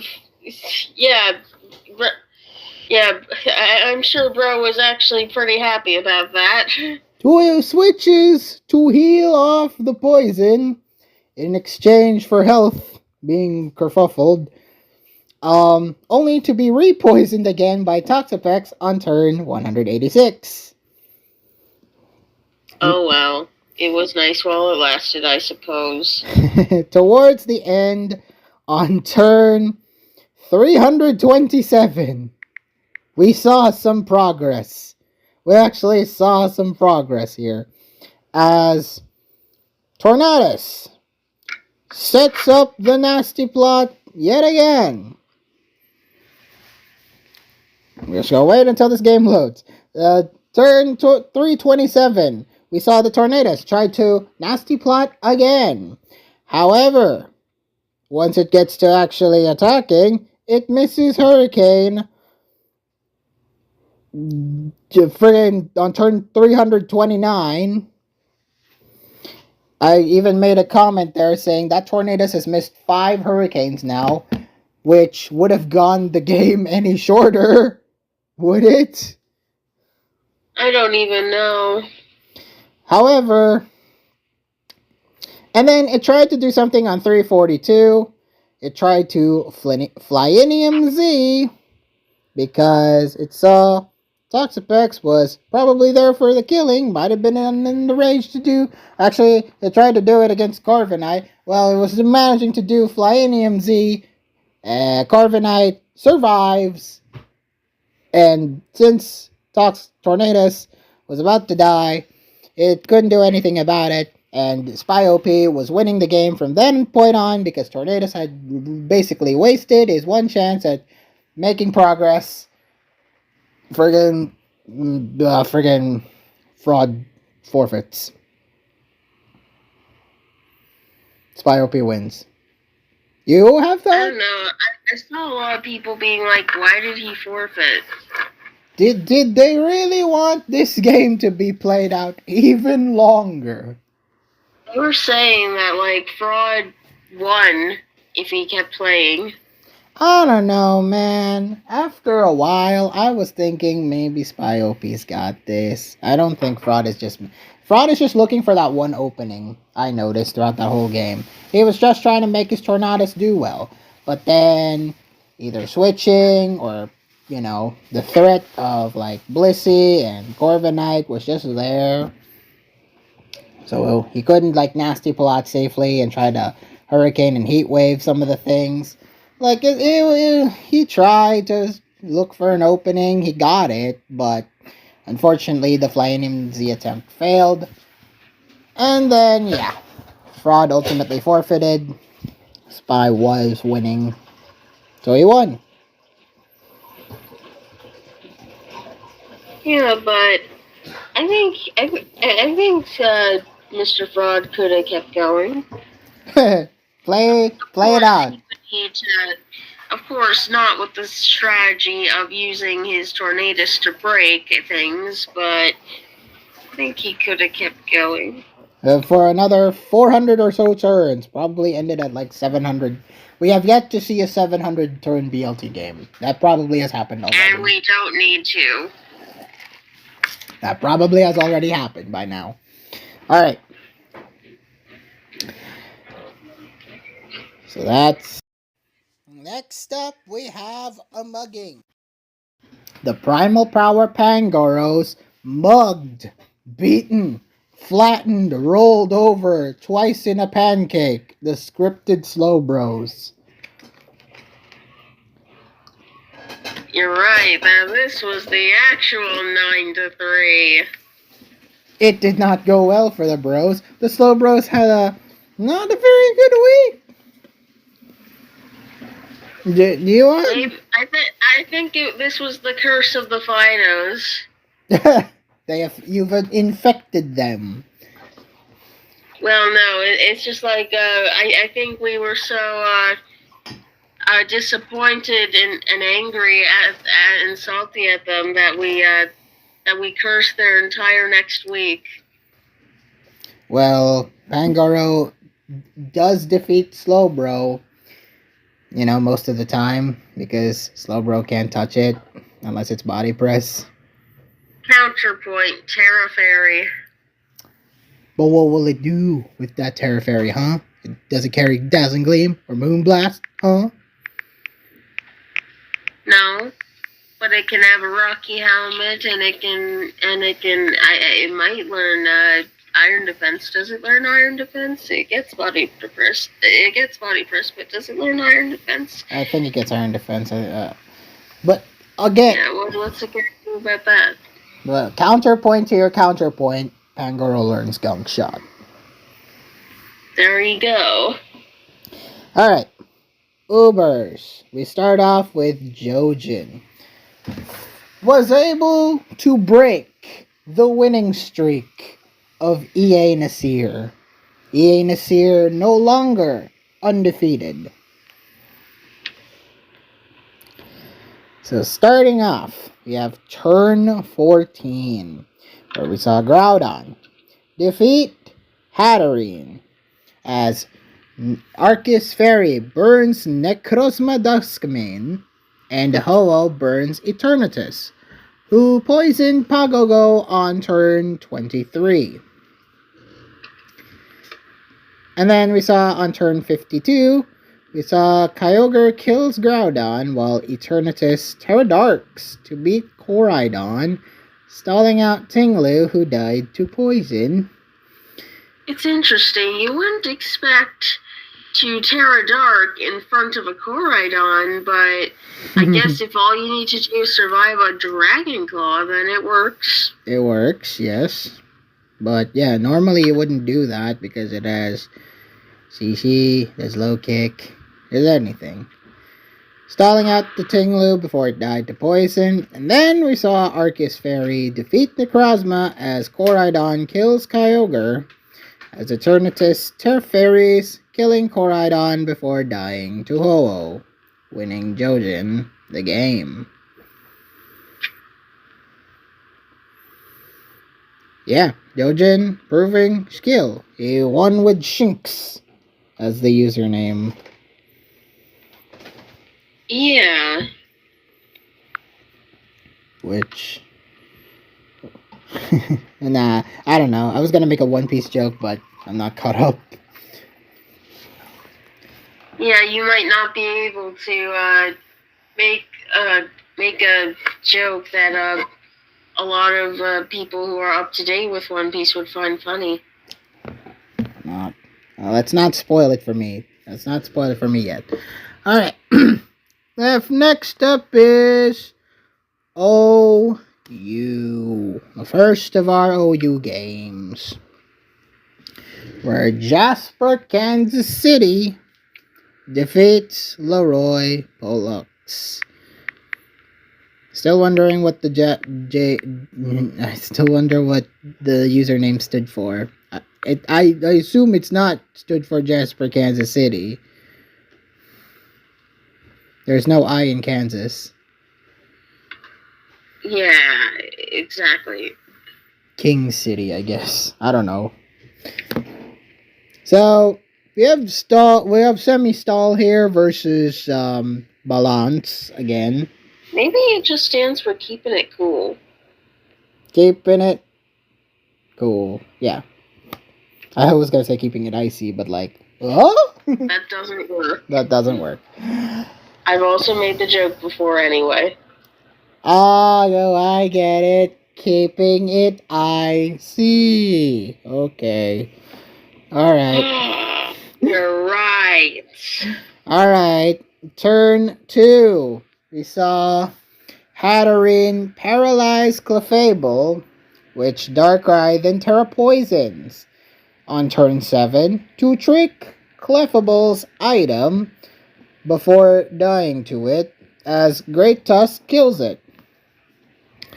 Then we saw turn 11, Pecharunt poisoning the Alamomola, Terra ghosting against Great Tusk before it getting crit killed by Kyurem on turn 24. I really need to stop burping. So, turn 28, we saw Zamazenta kills Heatran as Great Tusk removes hazards before dying to Dragonite. As Kyurem kills Dragonite, as Alamomola survives Zamazenta's close combat for Dragonite to kill it on turn 43, OHKOing Heatran before Leroy eventually forfeits, winning just the game. I thought you DD'd, I don't know, I'm asked for that, I guess. Min roll on Mola plus critting my Peach when your Q should be dead is not too great, but I'm bad for letting it get to that point, says Leroy. I see. I've never heard, well, I've never had someone call Alamomola Mola. You haven't? I haven't. Alom. Then what have you heard it shortened to? Alomo. Oh. Aloma. Or Okay, something. fair. Well, why shorten it to that way? You can call it a Mola. It's the Mola. The Mola Mabana. No. The hottest spot in the Alomo. Alright, anyway. What?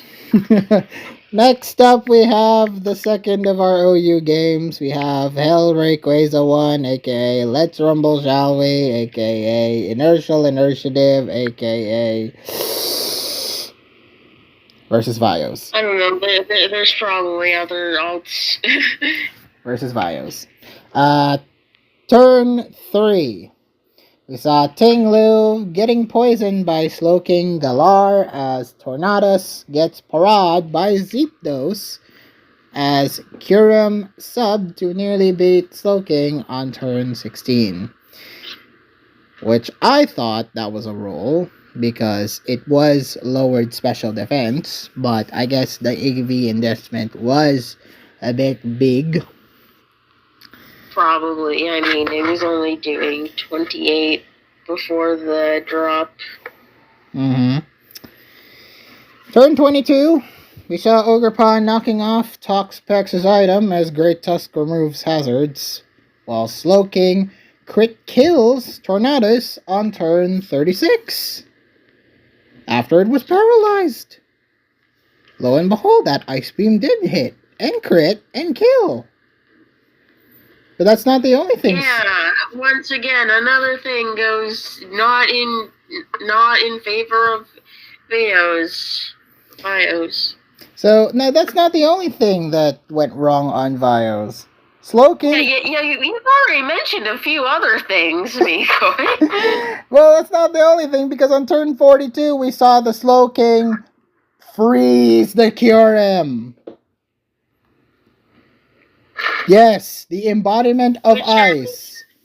Which, I mean, perhaps it was a little risky to switch it in when you had Tinglu in already, and Toxapex was free. You might be inclined to Ice Beam since there's a Tinglu in, But yeah, the fact that it got in with Kyurem, and then it led to Slowking getting the lucky freeze on the embodiment of ice. Lol. Yeah, I don't even blame Vio. I don't even blame Vios for forfeiting. He was just getting into unlucky, yeah. He was so unlucky. Yeah, he had absolutely nothing go right. Exactly. So poor Vios ended up taking the L. Hellray won. Oh no, the loud, annoying music is back. It was quiet for a short while, and I was happy. The loud winner. The loud winner was winning. What? No, there's no loud winner in this tournament. That's right. Most of you were very quiet this year. No shit talk, no trash talk, which is good for my sanity at least. That's not what I meant at all. Alright. Next. I assume you were intentionally referencing the user Loudwinner, right? I was. Good.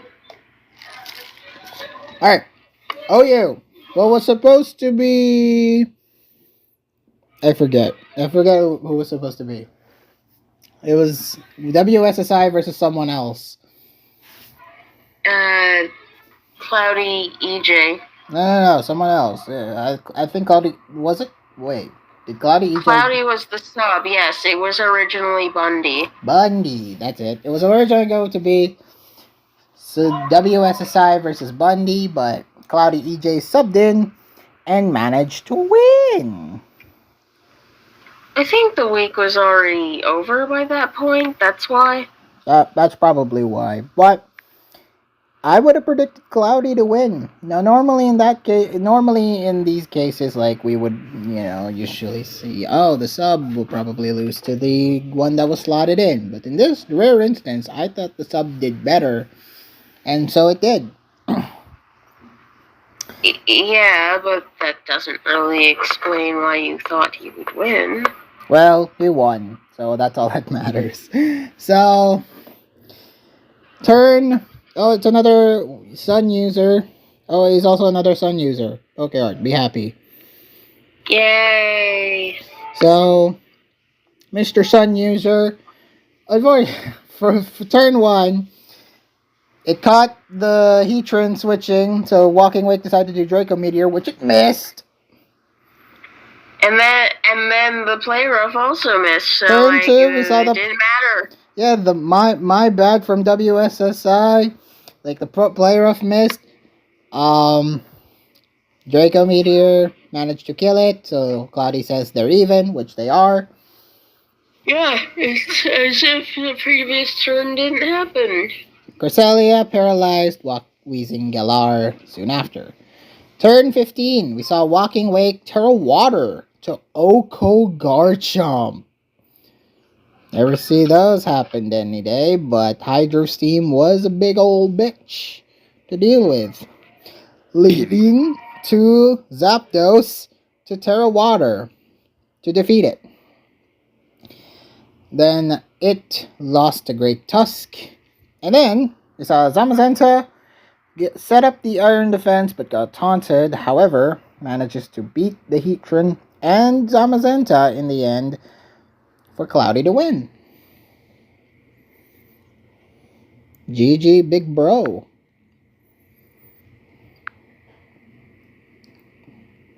Cloudy won, and it was not a chance of meatballs. Alright, next up is Yu.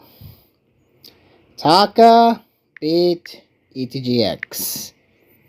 Surprised? It sounded like for a moment that you said he ate him. He eat ETGX. Oh, so is that what you actually said? No, I said beat, not eat. Well, you know the Weird Al song. Beat it. No. Eat it, eat it, eat it. And yes, eat it did ETGX eat the loss here. So turn 1, we saw Clodsire managing to kill the Donphan and Gallade. Why did I put this in my notes? It merely poisoned. What? No. Clodsire. Ah, yes. The Clodsire. Here kills the Donphan. Yes, of course. Yeah. That rapscallion sire, that rapscallion little sire managing to defeat big strong elephant with poison jab. No, it poisoned. And you said it killed the Gallade too? Yes. Clodsire, you underestimate. You underestimate Sire Pokeart. So, Clodsire poisoned both Donphan and Gallade. That's what I meant. Then, turn 12, we saw Metagross managing to trick Skarmory into obtaining the Rocky Helmet. And on turn 25, we saw Thundurus kill Skarmory, while Metagross beats Mandibuzz, then Terrasteels to beat Weavile. And then the endgame, we saw Hydreigon kill Clodsire, while Latios Terrasteel then killed Metagross before dying to Thundurus on turn 37, as Gallade finished off Skeledirge to win Taka the game. Any other thoughts? Not really. Gallade. Indeed, Taka. Congratulations on your Gallade. Gallade indeed. So so your notes were spreading misinformation saying Clodsire killed Gallade. No. I want Desire to beat Gallade. I know it can beat it. But you said it did. Hilariously. But it didn't. Sire's too strong, okay? You keep denying the Sire. It but gains the power. Gallade is stronger. Alright. Next up, we have RU. High naming is hard. Beat Sulfura. Finally, the comeback. After the massive choke last week, High naming manages to come back with a win. Nothing much else to say here. Turn 5, we saw a Ninetales setting Sun, allowing Entei to kill Suicune on turn 11. And then Entei burns the Noivern almost immediately afterwards, while Ninetales burns Regidrago before dying to its Draco Meteor. And then we saw the power that is the Scovillain Terrifier. Oh my god, this boy went hard. Turn 18. Crit kills Regidrago. Noivern dies to burn. I genuinely wonder if the crit mattered. Probably not. Sure? I mean, that's a Specs. That's a Specs Scovillain. Specs Terrifier under Sun Scovillain. Exactly. I don't think it mattered. Regidrago's defenses aren't exactly wonderful. Most notably, it's special, which I think is worse. So, yeah. Other way, High naming won with a Scovillain. Special defenses is worse? Is that what you said? Or am I wrong? It has equal defense and special defense. Oh. But it was gonna But die. neither of them are high. It was gonna die regardless. It only has base 50 special defense and base 50 defense. So yeah, it was gonna die. But I mean, it does still have 200 base HP. Yeah. Which I feel like that may be a commonly forgotten fact because usually HP. people are not investing in that. Beefy HP matters, guys. Just saying. Just ask Ember. Not when you've got good offense stats and a great ability. Just ask Ember or Embar.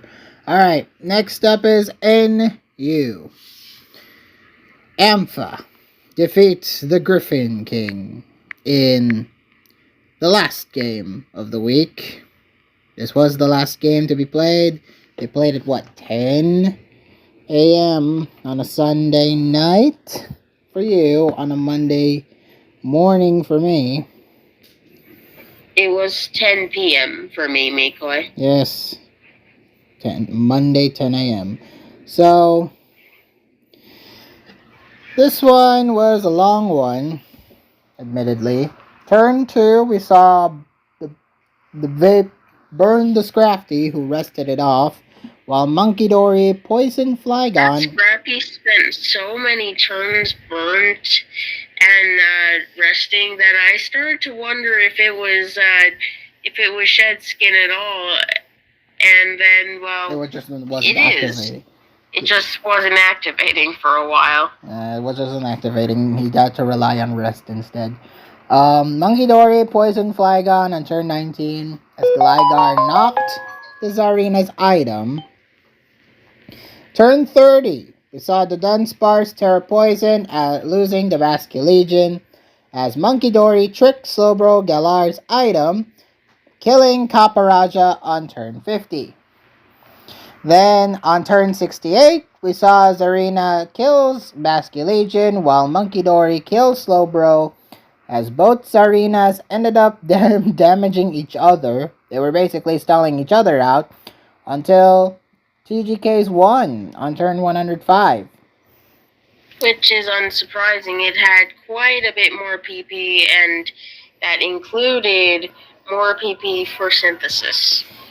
And Ampha's already ran out of Synthesis by that point. So what is with the loud cheering outside? What the hell? I heard. Anyway. The crowd goes wild as Ampha beats the Griffin King. The crowd goes insanely wild. They wooed it! And Flygon died to poison. Scrafty just sits up with the Terra Poison, kills Arena, wins. Hooray, Ampha! Woo! Cheer, crowd, cheer! The music is back. Pain. Well, pay you! Even more pain. Actually, this was less pain because this one's a shorty and a quickie. Hey, I like quickies. I'm hungry. Asa defeats Shone. So this one was a quick one. We saw Gurky. Turn 5. We saw Sneasel Hisui crit kills in Avalug Hisui with close combat. Never see those every day. As Hitmonlee sets up with Swords Dance and kills Palisand before losing to Ambipom's fake out attempts, with the Terra Normal boosting it up. Gurky then sets Terrain and switches to Farigiraf, who does its thing of agility, nasty plot, hyper voice, and stored power for the win. And blocking all forms of priority with its ability. And the crowd goes wild over it. Yeah. Tall Giraffe, yay! Sweep Giraffe! Congratulations to Asa. You deserve that standing ovation, Asa. Call it an Asation. Alright. Next we have LC. The two goats of the tours room, according to the tours room community. This one, the highlight match. Arcanine 1929 defeats the Iron Pikachu. So does Arcanine 1929 get room owner privileges because he beats a room owner? No. I just find it funny that they have the same avatar. Yeah. They team together, I think. So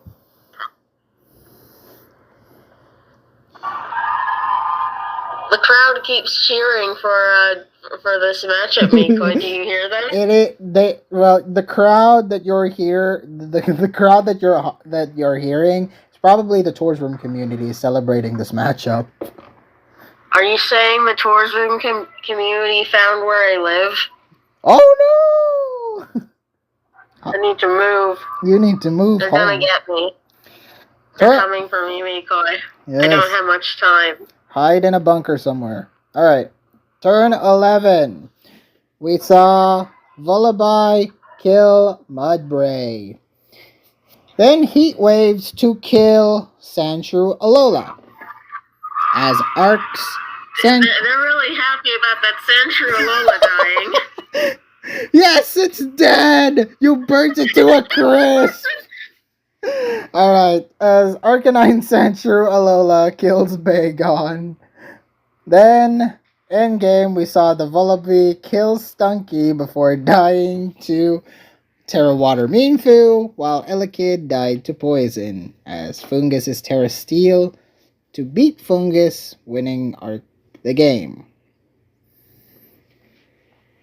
Any other thoughts? Nope. And the crowd goes mild because I don't hear any cheering. Yeah, they're silent right now. It was a boring finish. Yeah. Alright. Kind of an underwhelming game, if I'm being honest. Yes, if I'm even being honest, this didn't live up to the hype. You Tours Room people just hyped it up to hell. Alright. Next up is Monotype.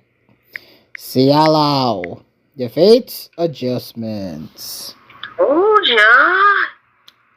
You thought Cialao was like this terrible, terrible player just because of the terrible, terrible choke from last week. As I said, it happens sometimes. You can't just discredit all the good from one little thing. Oh. Maybe I'll do that with your team. I'm kidding. No, in your case, it will curse us. Turn 3. We saw Tinglu taunt the Skarmory. However, Ruination missed and got killed by it instead. Then, as Samurott Hisui killed Skarmory, as Archululan then kills Meowscarada. Turn 14, we saw Iron Shreds remove hazards and kill the Samurott, as Heatran tried to burn Mandibuzz before it died to Iron Shreds. And then Scizor kills Darkrai and Hoopa in the end for Cialao to win. Scizor goated. Any other thoughts? Not really, just Scizor goated. Yeah, strong. The crowd cheered a few times there, just not as loud. I didn't hear it, so must be pretty mid. It's like a Smash Bros game. Next up we have Doubles OU. Tandeman losing to Calm Mind 75. In a very close game. It was surprisingly close, yes. I was very surprised of how much Tandem... Hell, I actually thought he won for a second there. It was very close, yes. I was... He really almost did. I wonder if it came down to rolls. Probably. So we have turn 2. We saw Goldingo setting up the Nasty Plot, while Sneasler O-code Roaring Moon, as its Diancie sets up the Trick Room, before Moltres Terrifiers and kills Goldingo. Then on turn 7, we saw DNC kill Moltres before dying to Sinistcha, who was killed by Ogre Pawn. And then turn 8, we saw Sneasler setting up coaching while Landers, Terraghosts, and Oko's Ogre Pawn. And then towards the end, Metagross Bullet Punches and beats Ogre Pawn while Raging Bolt decides to kill the rest for Calm Mind to win. Yes. I'm realizing something. Did Star Calyrex screw himself? What do you mean? Because it seems to me that the Moltres was slower than the Goldengo because it moved first in Trick Room. Oh. You think if Trick Room wasn't up? In other words, would it have potentially been more beneficial to not have Trick Room? Or wait, he was the one who said it, right? Yeah, he was the one who said it. Yeah. Yeah, should we have not done that? You probably should. I guess the Diancie being nice and speedy in Trick Room is good, but like, I don't know. You lost your Goldengo, which could have been which potentially was in good. a pretty nice position for a good amount of the game thus far. Yeah, probably the Trick Room wasn't, beneficial in the long game. So yeah, that was Star Calyrex. Won, lost, nearly won. Alright, next up is National Dex, where we saw... Wait, can we talk about how, like, the Raging Bolt lived on 1 from the Sandsteer? Yes, the music certainly... Did you time it with the music cue that I just heard? Yes, it did live on 1. Yeah, because, like, that means it may have been a roll. And given that, it's possible Calm Mind only won this to a roll. Yep. Probably. I wouldn't be surprised. The people outside are being loud. Yep. National Dex. Tempo de I think they're really happy about National Dex and the fact that we're about to be done reviewing games. Not yet. We have one more set after this. So. Yeah, we do? Yes. Ah! The pain, right? National Dex, we have Tempo de Angoria versus Trico. In which Tempo kind of dominated. Was there ever any doubt? Was there ever any doubt? Not really. Tempo's a GOAT. Tempo's a not Dex GOAT. So, turn 4, we saw him, Glamora, beat the Iron Treads. Zamazenta sets screens. You heard me correctly. Mr. Iron Defense Body Press was the one to set screens. That's not too uncommon. I've seen that before a few times. In National Dex? Or in general? I don't know about National Dex specifically, but yeah, I've seen this a few times. Even in OU, this thing runs screens? Maybe. I wouldn't really be able to tell you where precisely I've seen it. Probably more so National Dex than OU. Hilarious. And then Megalopony beats Glamora. Ogre Pawn, though, surviving the close combat on turn 11 to kill it with Ivy Cudgel. Yes, cheer for that. And then Zamazenta beats Zapdos before dying to Hatren, as Landorus sets up to defeat Alomomola with Flyinium Z, sweeping Tempo. Well, sweeping the rest for Tempo to win. Yay. And that was... For our final set, we have the Lavender Leprasis tying the Grittiest Golurks.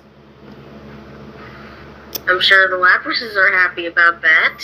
Finally, something good to happen to them for 1 week. Yeah, they're finally on the board. Finally, am I right? Finally. First up is Ubers, where we have Rafna defeat Celeste. Now I get to say told you, but I may have not predicted. Yes, I may have not predicted for Rafna to win, but I told you he is at least competent in Ubers. Hey, I never argued that he wasn't. I simply argued Celeste would win. So told you. Alright. No, you didn't prove anything. Turn 3. We see Koraidon set up the sword stance and the scale shot, albeit losing its item, while Skeledirge... Loading dice, which... honestly, that kind of felt important in the long run because it prevented it from dealing, good damage because it kept hitting, only twice. While Skeledirge burns Kyogre before it died to burn. Then comes turn... Well, it wasn't just burn. It was Hazards. Burn and rocks damage and Ho-Oh using Brave Bird on it on a hard switch. It eventually died to burn. And then turn 28, we saw Gliscor finishing to stack spikes as Skeledirge kills Zacian, while Koraidon missed Scale Shot on turn 35, which was unfortunate. Then Koraidon eventually died to Hazards, and then Lunala gets Whirlwinded out before dying to Hazards on turn 43, while Ho-Oh kills Arceus Fairy to win Rafna this game. Poor Celeste. Getting 3 weeks in a row, getting stalled. I am sure... Yeah, and losing 2 of them. Yeah, I'm sure Celeste is unhappy about the state of Ubers right now. Alright. No, I don't think this has much to do with the state of Ubers. I think people just figure, hey, so Stall is pretty good into Celeste. You guys are jerks. At the end of the day, you guys are just jerks. It's not even being jerks. Just have a scout that isn't weak to Stall. What can I say? You guys are jerks. Anyway, Rafna won, getting his first win, finally. Alright, next up is OU. We have Dugtrio is broken, losing to Silent Waltz. So, this one was kind of a close one between the two, if I remember.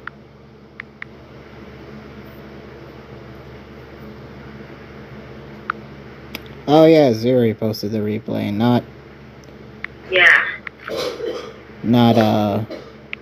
Silent Waltz himself.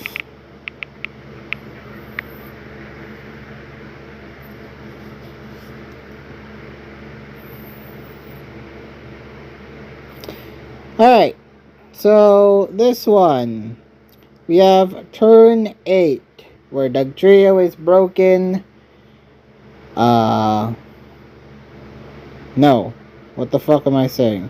We have Pecharunt poisoning Samrat Hisui, who kills Landorus while setting spikes, while Zamazenta freezes Hatterene with Ice Fang on turn 13 to kill it, which was very lucky of Dougie.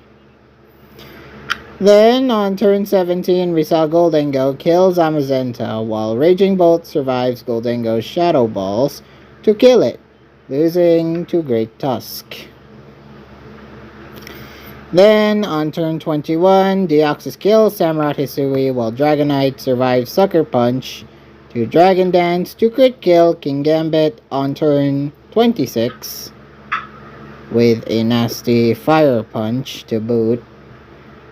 And then towards the end, we have Pecharunt poisoning the Dragonite, who encores it back but misses Skill Shot. And after it died to poison, Pecharunt proceeds to poison both Great Tusk and Kyurem, ghosting along the way, who killed it in the end for Waltz to win. Any other thoughts? Not really.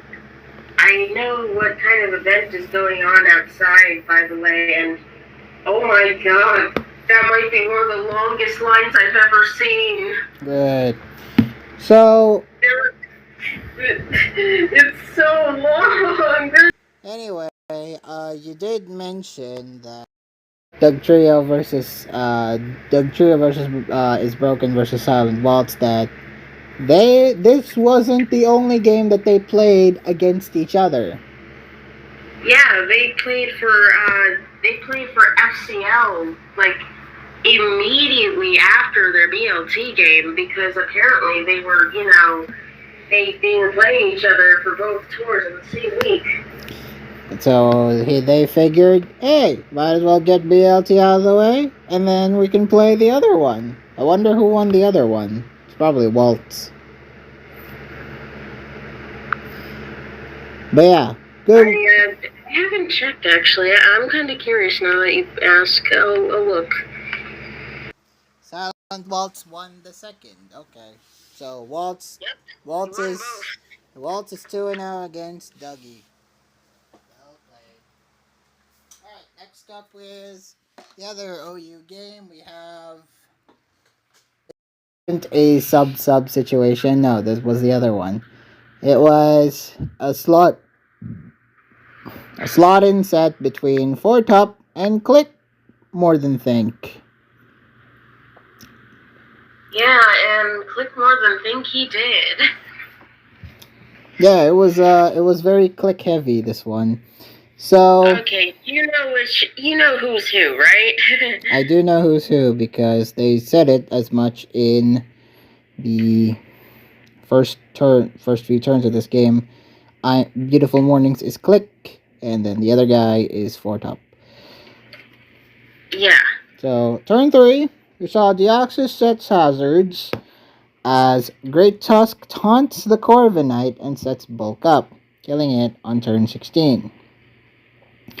Then turn 22 Kims with Landorus, killing Deoxys, and Kyurem Terra Ice and defeats Slowking Galar and Zamazenta. And then Kyurem ends up sweeping the rest and forces Click to forfeit. Short one, this one. Didn't last very long. It was pretty obvious that Four Top knew to save Kyurem. Yeah, once the Kyurem Terra Iced, I'm like, oh, this is over. This is purely over. Click more than think. Click more than lost. Good win. Good win by Four Top. Next is the other OU game. We have Aincrad versus Sheru. Now, this one was... Wait, I think you mean Ains Katad. Backwards crad. Alright. No, I'm just saying that's what you wrote, you know? I know. Ains Katad versus Zero. First up, we had turn 6, where we saw Dragonite surviving Gliscor's Facade on 2% to Oko it with Ice Spinner, which is nice. Turn 20, we saw Darkrai removing Zamazenta's item, who then crit kills Slowking Galar on turn 23. And kills Cero's Zamazenta before dying to Dragonite.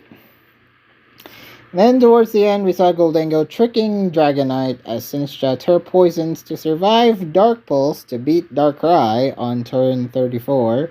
surviving Dragonite's EQ to heal off with the Strength Sap or something else, as Tinglu kills Dragonite at the end for Ainskatad to win. Any other thoughts? Not really, but poor Saru. He got pretty unlucky. From the crit kill to the damage roll. Yeah, I assume Sinistcha lived because of a roll. I assume there's a chance to kill. There was probably a chance. Dragonite was a hard-hitting guy. So yeah, good win for. Yeah, considering oh wait, no, never mind. I was gonna say considering the rocks to damage, I was gonna say it's banded, but no, it got tricked earlier. That's right.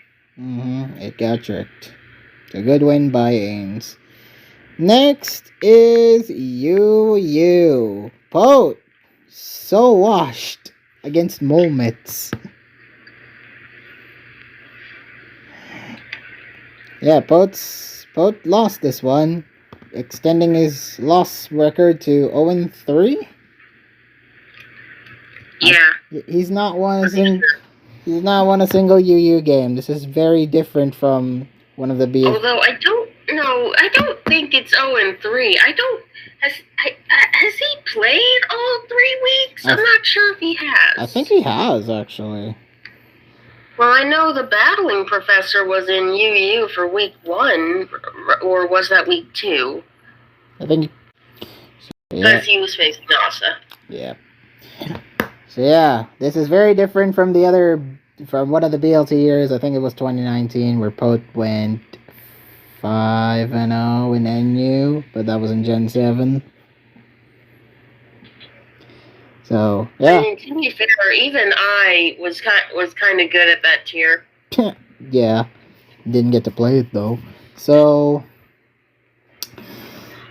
yeah, this one, UU, turn 1. We saw Mandibuzz, who poisons Donphan, sets rocks with Tinkaton, 2 rocks users. Poison the Donphan, you say? Are you sure it didn't kill it? Hey, what? Mandibuzz gotta kill Donphan, you know? Alright, he has 2 rock setters, actually. Moments?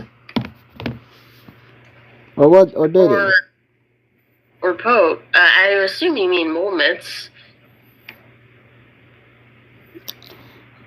What? Rocks. I don't see a second rock setter. Oh, that's right. This turn 9. Sorry, yeah. I was thinking turn 9. I thought Pote brought 2 rock setters. No, it was actually both of them set rocks. Donphan and Tinkaton both set rocks at the same turn before Magnezone loses its item, the air balloon, and Tinkaton's item was also removed before it died. Then we saw turn 14. Magnezone using Magnet Rise, setting up before dying to Latios, which was funny. Then Latios Terrestealed on turn 25 and tricks Mandibuzz's item, catching the switch there to give it the boots. Yeah, understandable switch considering there's a Latios and on the other side is a Toxapex, and you know what goes really good into a Toxapex if you're looking to hurt it badly? What? A psychic move. Yeah. And you know what's immune to psychic moves? Darks. Mandy. Yeah. Oh, like Mandibuzz. Yeah, so speaking of that Mandibuzz, it did die to Skeleturge.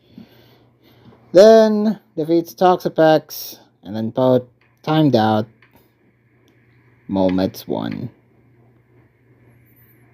Dang, we've had a few timeouts, haven't we? This is the second one, yes. Out of 3, I think. Out of 3. So, yeah. Although, one of them was more of a rage quit timeout, and,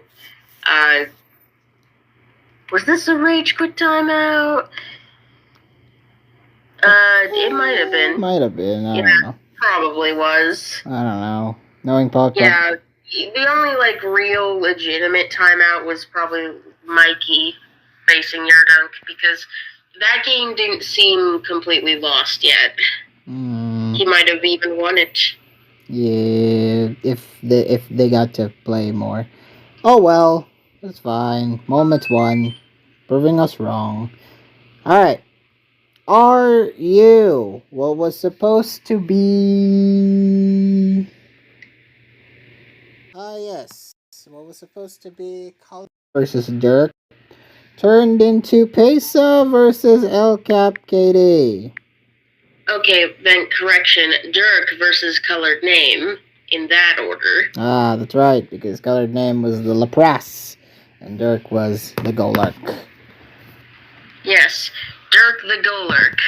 I'm just realizing how perfect it is he's on that team. Wow. Yes. So, Pesa versus El Cap. Look at El Cap's team. Doesn't that look beautiful? Full of cheese. Cheese. Disgusting cheese. So, we have turn 2. We saw the Jirachi encoring Suicune's Calm Mind as Crocodile kills Flygon very easily. Like, that is one strong Croak. It's probably banded. What turn? Turn 5. Yeah, that's banded. That is 100% banded. Then it died later to Population Bomb from Mousehold. After some one crit that happened. Then we saw Mousehold. Honestly, maybe Pesa should have encored on turn 7, the turn where Mousehold used Bite. Ah, you were thinking it was a bit locked into Bite instead and have a better chance of winning? Yeah, maybe. So, Mousehold encores the Slowbro before dying, as Toxtricity then starts to set up and defeat Jirachi, Terranormaling to beat Cyclizar, Pesa forfeiting shortly after. Classic El Cap. GG. And it's the one of the rare times where El Cap actually says, good luck, have fun. Alright. He doesn't mean it, because he knows he will get the good luck. The classic ironic El Cap. And he knows that it will not be fun for the opponent. Good luck, have fun, but only for me. So, that's classic El Cap. He won. Can't believe it. El Cap won a BLT game before Pote, before Clean, before... Oh my god, you don't have to... You don't have to point that out. Before... Oh my god. Yeah, before a lot of these people, actually. So... Yeah. Next up is NU. Man, was I so wrong about Gomdol, because he actually beat Ziri. Oh my god. I thought this was gonna be a washout. Well, Ziri is winless. What the frick, really? Yeah, I mean, to be fair, he did not play in week 1. Yes, he did not. He got an act win. Oh, so technically, on paper, he isn't winless, but in terms of actual games, yeah. Yeah, he's win. So El Cap won a game before Ziri did. That's cruel. Yeah.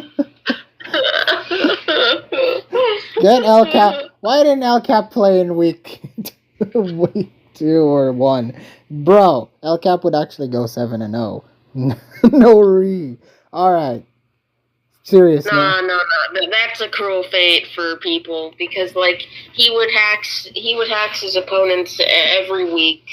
Yeah. No one wants that. Lucky and bad. I mean, the lucky and bad thing. Alright. NU, Gom versus Ziri. So, turn 10, we saw Tauros defeating Gligar as the Dunsparce paralyzes Bronzong with Tauros killing it afterward. Then turn 20, we saw Florges defeat Rotom as Toxicroak turned dark and survived Terra Fairy's Uxie's Draining Kiss to OHKO it in return. Florges killing Inteleon and Overquill at the end, though, for Gom to win. Just a case of a good matchup working in his favor. You described that quick. Because it was a quick game. 24 turns. Yeah, I guess it was. Yeah. So, Gom wins. Very good matchup. Got a good matchup. Won. Alright. Any thoughts about that one? Not really. Okay. Pew! Ghost Ilex, what was supposed to be Ghost Ilex versus The battling professor. He did not win every game, but maybe someday. I can't believe this. Like we made a whole joke about it, dude. That was literally happenstance too. Oh, I was ready to glaze the battling professor all week long, but then nope. Yeah, we made that whole running joke on it for that video, and of course that's the 1 week he gets subbed out. For Duke of Kings. Well, I mean, honestly, iconic name, to be honest. The Duke of Kings, who I've seen before in past room tours, but yeah. As have I. The professor has been subbed out for a king. So turn. No. It's not a king. It's the Duke of the Kings. The Duke of the King, which is vastly superior. All right, turn 2. We saw Scrafty bulking up, removing Slowbro's item, eventually removing Wo-Chien's item on turn 24 as Tatsugiri kills Slowbro. Then on turn 35, we saw Rotom burning Rhydon, while Florges tricked Rotom's item before Sneasel killed Rhydon on turn 47.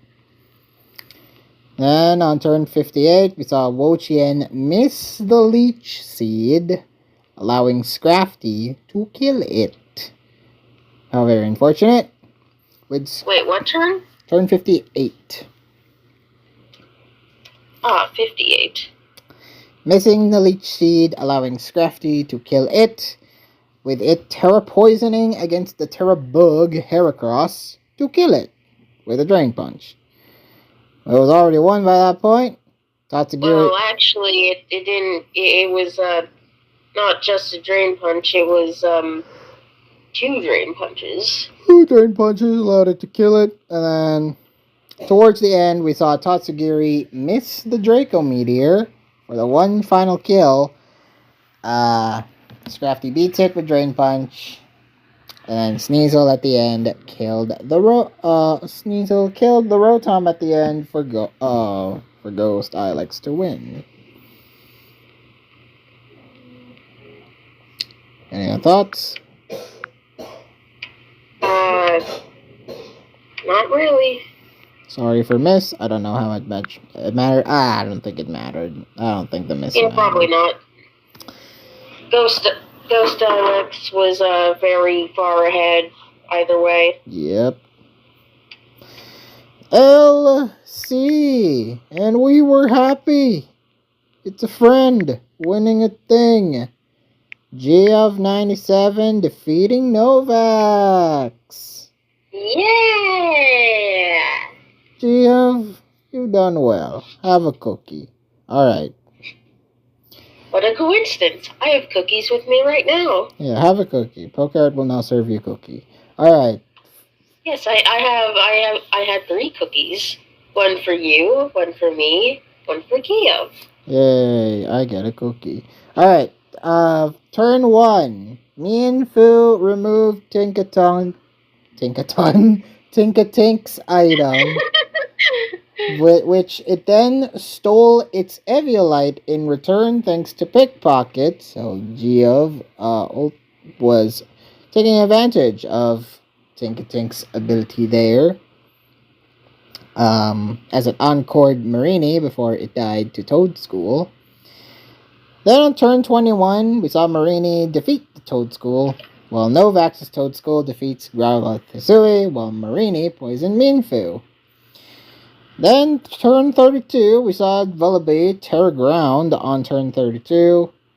I really didn't think Gia was gonna win this because, well, not only was she not playing as optimally as she could have been, but she was behind in the game. Like, she was quite behind. Clearly, too. Yeah, she was behind. She was almost losing her third Mon here.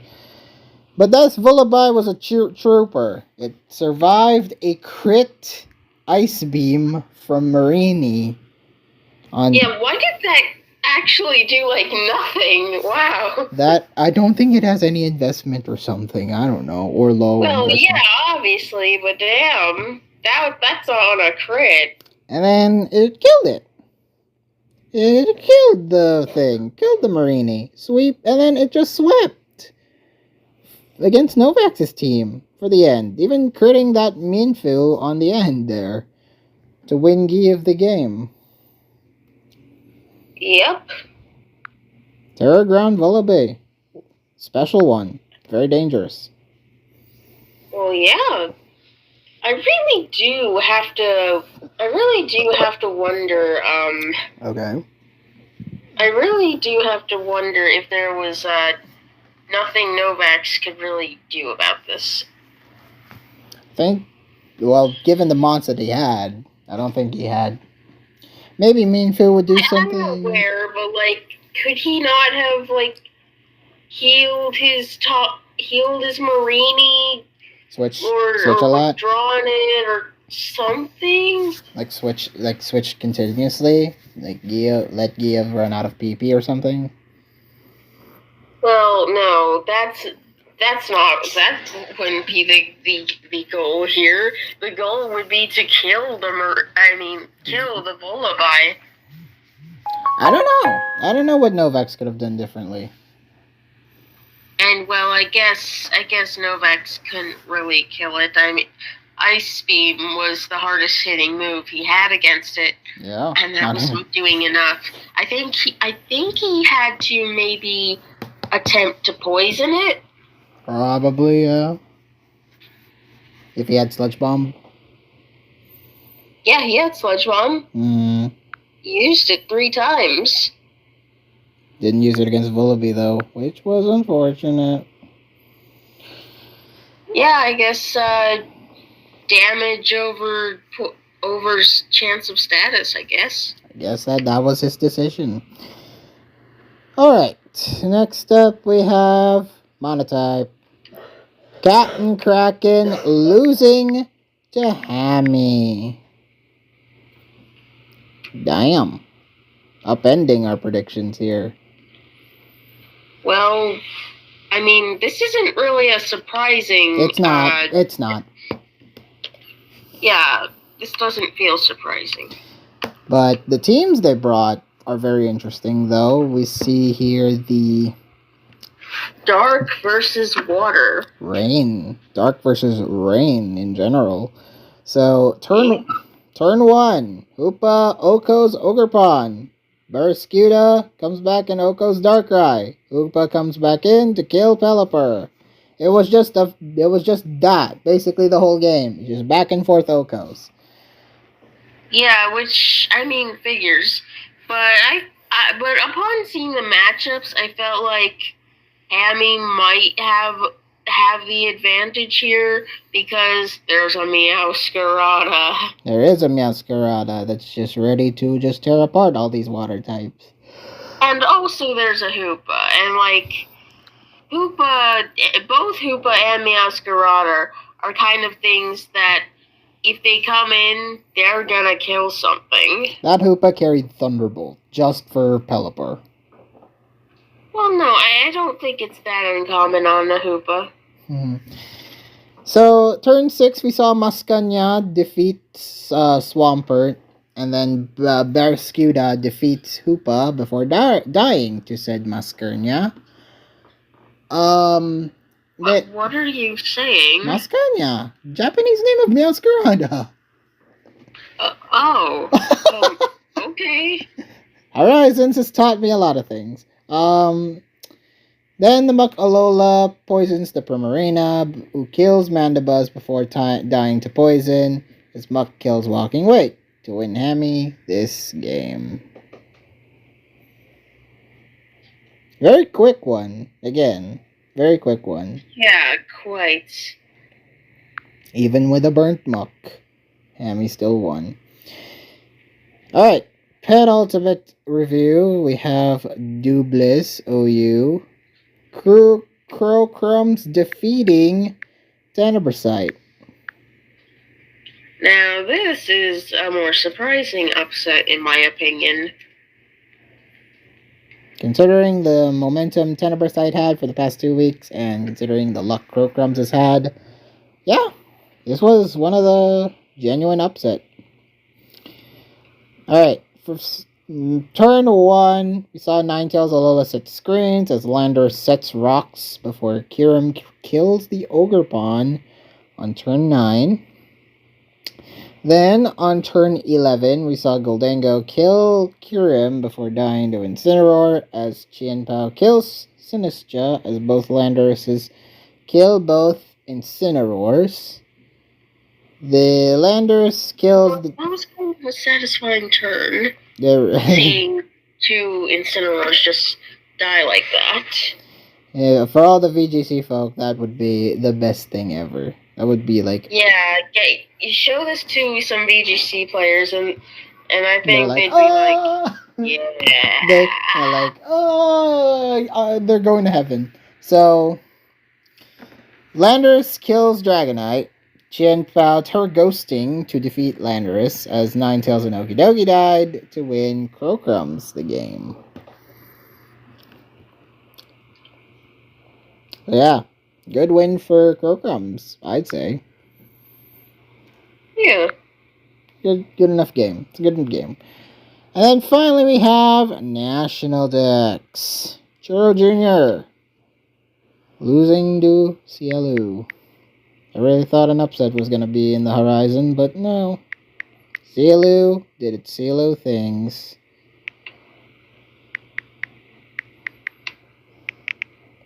And won. And the CLU things was just playing well against webs, I guess? Well, that, and bringing some pretty interesting counters to it. So, first up, we have turn 1, Rabombi setting webs and skill swapping with Heatran, gaining Flash Fire. It's like, haha, you can't Magma Storm me, ha ha ha ha ha ha. While Goldango missed the Focus Blast to be OHKO'd by Magma Storm, which was unfortunate. Yeah, so see, while Rabombi could brag about not being Magma Stormed, Goldango tried the same thing, and that didn't work. Tried to kill it, actually. Failed because its focus missed. You can't Magma Storm me because you're about to be dead, ha ha ha ha ha, and then no. Died. Then Heatran managed to burn the Great Tusk with Will-O-Wisp before ultimately dying to its Headlong Rush. Then, on turn 16, we saw Silu's Great Tusk carry something very interesting, an Icium Z. to kill Tornadus. Then, Well, I mean, a good call, honestly. it was a good call. Said. It makes sense. It did make sense. I mean, it beats a lot of things that Tusk wants to beat. Tornadus, like Landorus. Tornadus. Yeah. Or other great Tusks. Or other great Tusks, maybe. So, or even like Zapdos, perhaps? Or Landorus. There's no Zapdos here, but yeah, Landorus too. Or Garchomp. Although I don't know if it really needs Icium for that. But regardless, it just beats a lot of things. So, turn 17. Yeah. Turn 17, we saw Ogerpon crit Sealu's Tornadus. Sealu's Great Tusk beats Churros as Zamazenta then kills Rabambi, which pretty much sealed the deal for Sealu to win, because the end game we saw Slowking Toxic Raging Bolt before dying to it, as it echoed Tapu Fini before, or Fanny, as my notes say, before dying to the poison. And then Zamazenta beats Ogerpon at the end for Sealu to win. Yeah, I wrote it as Tapu Fanny. I don't know why. You just typoed. That's it. So that. Oh wait, the A's not close to the letter I. Yeah, exactly. I don't know why I typed Tapu Fanny instead of Tapu Fini. That's a joke for the internet. All right. That was our little thing. It's a Poke Art predictions. Who won? Okay. Let's see who. I don't believe I've told you yet, so I think you don't know. I don't know. I'm coming into fresh. Okay, the winner of Week 3 predictions is... Weak ass drum roll. You won. Actually, no, I'm kidding. It was you. How did I win? You barely won. It was really close this week. Really? Well, considering the games and how they went down. We differed by less than 1%. What? You serious? Yeah, look. Take a look. I'm not... Well, you tell the audience. Oh, okay. So, you got 27 out of 48 correct, giving up with a percentage of 56.25, whereas I got 20 out of 36 correct, and that gave me 55.55. 555. Yeah. So, yeah, we differed by less than 1%. God damn. That's really close. And the pick wasn't too far off either. The pick got 25 out of 48. Giving it in... Which, 52.08%. We're all very close. Friggin' first and third were 4 points for 4% difference. So, yeah. We're basically saying we're average. Yeah. Alright. Week 4. The midweek. Let's take a look at those standings. Let's take a look at those standings. So, Primal Power Pangoros, no surprise. They're on top right now. Of course. We have the second place being the Sandcastlevanias. Third, higher differential than the Gritty Golurks, the mono team, with 4 points to their differential. Fourth right now is the Jirachis, the OU team. Fifth being the Slow Bros, Malignant Chained, Pillsbury Fido Boys, all having 3 to 2 points, and then the Leprasis only having 1 point. It's still early on in the week, so anything can still happen, but yeah. Goros Goro it up in the ranking so far. Yeah. So let's see week 4. First up, we have the Slow Bros versus Jirachis. This is 4th versus 5th, I believe, so it's a good way to make some headway for the record spay. Alright, so 3 matches already been played, 2 from this set. So oh, really? Yeah. Oh, yeah. Yeah, three matches have been played, 2 from this set, so hilarious. Ubers! We're starting off with Ubers with EA Nasir versus JB291. Both JB is 2-1, right? I believe 2-1, yes. EA Nasir is also 2-1? Oh no, wait. No, JB is 1-2, and EA Nasir is 2-1, yeah. Oh, is JB 1-2? JB is 1-2, losing to Vidiot, lost to Celeste, won against D-Wagon. So yeah. EA Nasir has had a lucky streak going into week 3, and then he lost, which kind of humbles him a little. JB played well against Vidiot and then lost to Celeste. And then brought some bullshit into Dragon. So really, who's to say who's the real winner here? Who do you pick? I have no idea. Who do you pick? Maybe JB. I don't know. I agree. I don't really feel very strongly about this one in general. I also don't feel very strongly, but I think I'm gonna pick JB because I've seen them play better, at least, than EA Nasir. Okay. So, for these past couple of weeks, I've been a little bit more impressed with JB. Even though last week the pick says JB as well. So we're all in agreement. Oh yeah! We have a matchup between 2 SPL goats. We have Let's Rumble Shall We versus Batty. Not to discredit Let's Rumble Shall We, but Batty.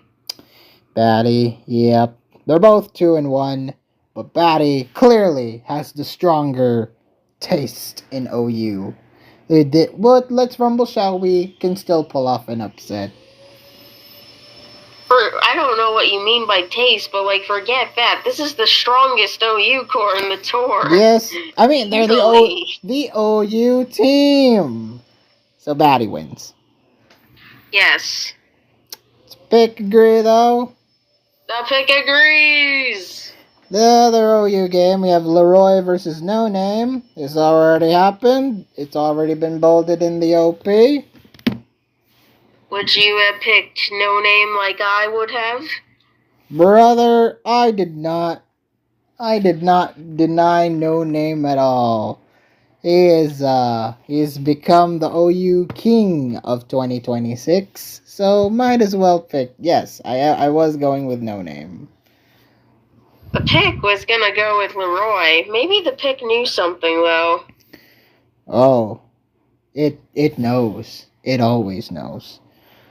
Yeah, it may not have gotten it correct, but it wasn't really. No Name didn't win very cleanly. Let's put it like that. We'll review it. We'll review it once we review it. But right now we have the third OU game. WSSI versus Chico's. Chico's is 3-0. Boy has been on a hot streak. So it makes sense to pick Look, Chico's. man, you know the OU core is hella strong when the weakest record is 2-1 and it's Batty. Yeah. So Chico's to win. Chico's to win. Chico's. The pick even agrees. Yeah, because Pick knows that the OU team must win all their OU games, being OU at their OU.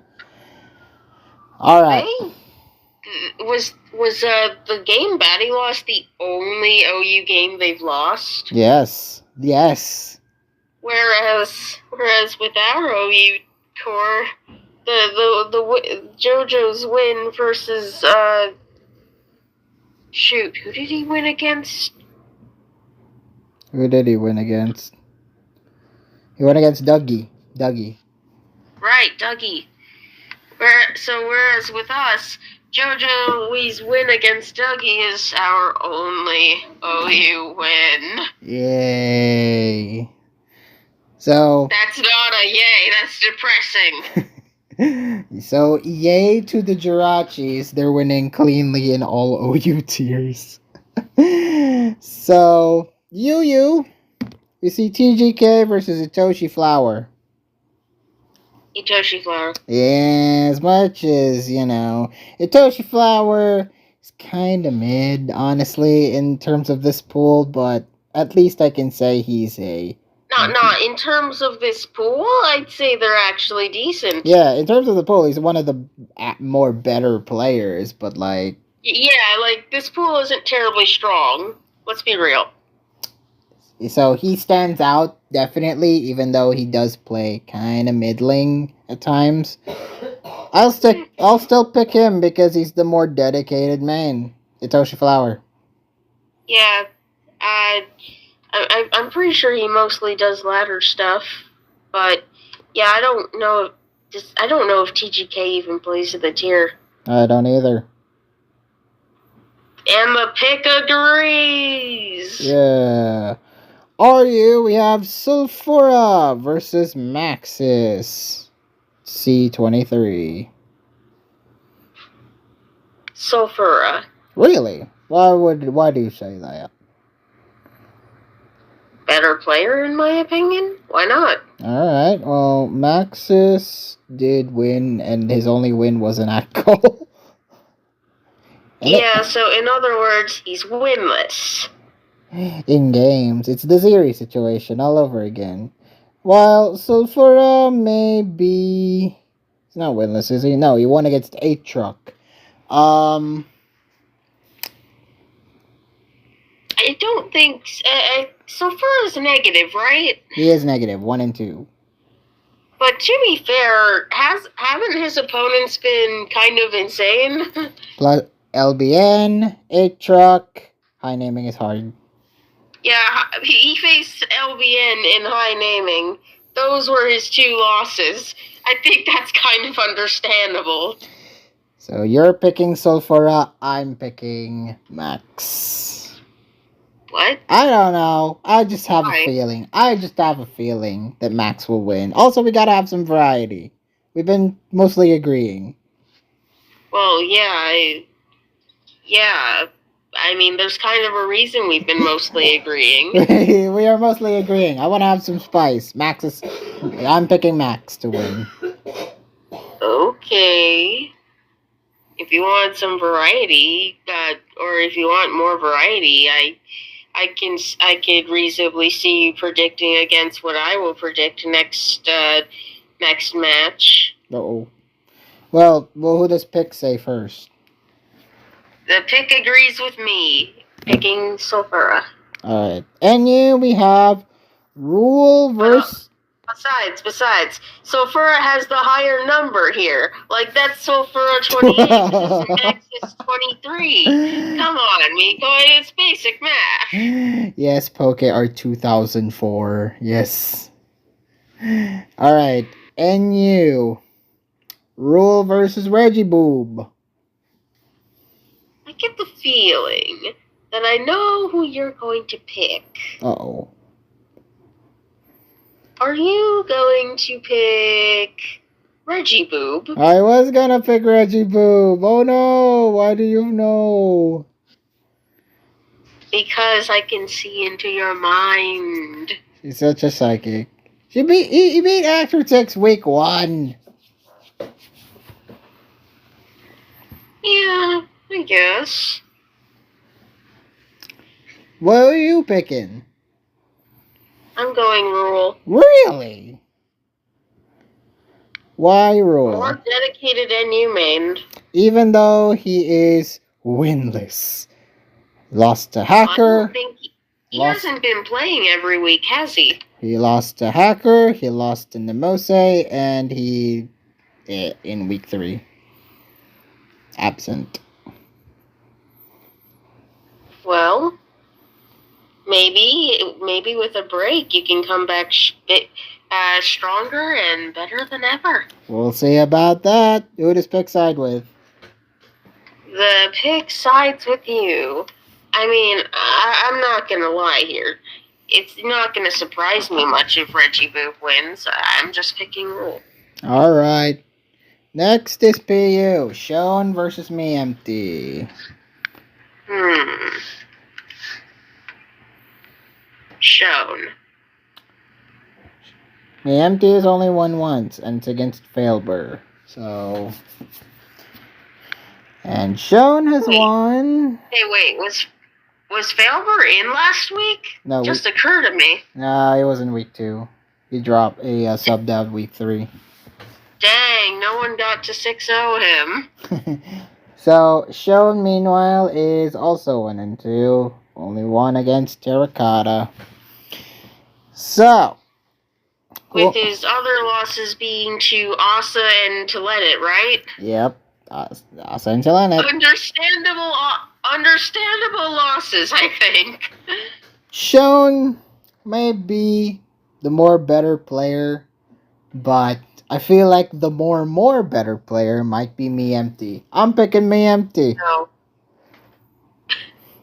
Okay, but you're wrong. Me Empty to win. I'm going Sean because I'm correct. We'll see about that. Who does pick side with? It sides with you, but I think that should go to show that your choice is questionable, actually. No, it shows us that me and Pick are in the same brain cell. Which is very concerning, then. You're probably very wrong. We'll see about that. Besides, Sean's just better. Ooh, we'll see about that. I always thought Me Empty looked better. Alright, whatever. Sean gave Leonard a run for his money. Well, Me Empty gave it a run. Me Empty did not. Well, Me Empty did perform well in week 1 against my Memphis Depay. I almost said Michael Gerbest. I'm like, whoa. I suppose, but... Memphis, yeah, he played well against Memphis Depay. I always think back to that week 1 game where he played decent. Alright, LC. Cutie Fox versus The Marvelous. Last week taught me to never predict in favor of the Iron Pikachu. She's lost all faith. Yeah, The Marvelous to win. Yeah, The Marvelous to win as well for me. Boy's been pulling off upsets. Has he? The one upset, I mean. Yeah, isn't he 1-2? He lost to Rahul, lost to Novax, won against Pap. So I think that one win from Pap might continue the momentum here. We're going to Marvelous. Yeah, well, the pick is picking Cutie Fox. Do you really trust your decision of picking Me Empty now, Mikoi? I'm still trusting my gut.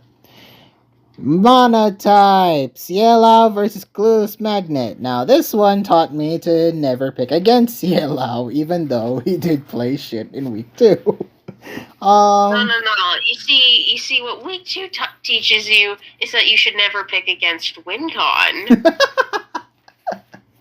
you and your shit sets. Alright. And otherwise, you don't pick against CeeLo.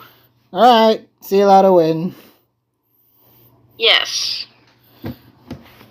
Who does pick agree, though? The pick agrees. Alright, Doubles OU, the second coming of SMB. My Pokemon are bad, already beat Icy Penguin, so... Were you going to pick him? Yep, I was gonna pick my Pokemon is bad. It's the second coming of SMB. Now that might be, I don't know, man. I don't know. You gotta understand the weight of what you're saying here. He is the second coming. He's been goated indeed. And look, every game of My Pokemon Are Bad has been very good, okay? I was very impressed. Yeah, one could say his Pokemon are good. He took a break from week 3, but he's back to his winning ways in week 4. So, yeah. Would you have picked My Pokemon Are Bad? Of course. Yeah, the GOAT. Alright, whose pick say? The pick says my Pokemon are bad. Alright, National Dex. Tempo de Anguria versus Omar.